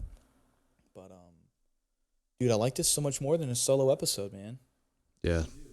It's over twice as long as Yeah, dude. the other fucking episodes. Yeah, I mean, sometimes I struggle to think about what to talk about on the solo. I don't want this to end. I could keep talking for another hour and a half, but if you want to end it, bro, let's do it, man. Go ahead and record episode 5. Yeah. Should we If you want to. be productive? That's up to you. Do you want to? Do you want to sit down for I think we should probably cut it here because we are just taking up so much time. Yes, this is fair. Well, dude, thanks for coming in to my bedroom and recording this with me. Yeah, I'm always happy to come into your bedroom. It's not the first time you've been in here, and it's not the last either. Yeah. But yeah, dude, it's been fun. Thank you for coming on and talking with me, dude. Hope everyone's enjoyed learning about you, and there's people that are gonna listen to this that don't even know who you are and are now learning about you, dude. And I think that's pretty cool. Yeah. I can only imagine what it's like listening to a couple of retards talk about their high school experiences up until life now, which we haven't even covered. Yeah. Hardly 1% of it. Yeah. And a lot of podcasts are, famous people that are talking about, I got on this movie and then this show and this and this. But that's why I like my podcast is I'm a regular person with regular friends that do regular jobs. And like we didn't come in with a list of topics to talk about or anything. Nothing. It just kind of flowed in. I'm not gonna lie, guys. When I record an episode, I have about 5 topics that I write down to talk about, and that's why I'm like so often is because I sometimes I struggle with coming up with things, but now I got my boy in this episode, and we didn't struggle at all, to be honest. Yep, so that's synergy. But yes, dude, Colin Stephens, thank you so much for coming in, man. And I'm ready to do this again when you're ready. Let's do it. Shout out your Instagram one more time. Colin Stephens, ColinStephens. Did you double check? I'm sure there's a underscore after my first name or something like that. Colin Stephens _ STEPHENS, not with a V. So Colin Stephens _ I've got about you have 0 posts, 400 followers, 0 posts, and about the pastiest white dude on the profile picture you've ever seen in your life. Oh my God, you got to update that, dude. I gotta update that so bad. Put it of my. See, I don't take pictures of my myself. wieners in your ass. Dude, that would be phenomenal. Let's just take it right now. Oh my God, let's do it. Take a fresh one. But yeah, guys, thank you so much for listening. Make sure to like. If you're listening on YouTube, like and subscribe. Griff Unfiltered. If you're on the Spotify's, if you're on YouTube, like and subscribe. If you're on Spotify, like and follow and leave a comment. And again, if you have any questions or topics or anything for us to talk about in future episodes, man, griffunfiltered@gmail.com. Leave us, record a voice memo or something, and I'll play it on here. And any questions or topics, man, I'll be happy to answer it. And yeah, thanks so much for listening. Thanks for stopping by, Colin. Thanks for coming in, man. And if no one's told you today, I love you and I'm proud of you, bro. Ask her what is up, she say I was nutty. Icing out the roller, seeing snow come. Yeah, I know that bitch and she cold front. She always on my mind and she knows it. She know that she fine and she shows it. She grabbing from my heart and she frozen.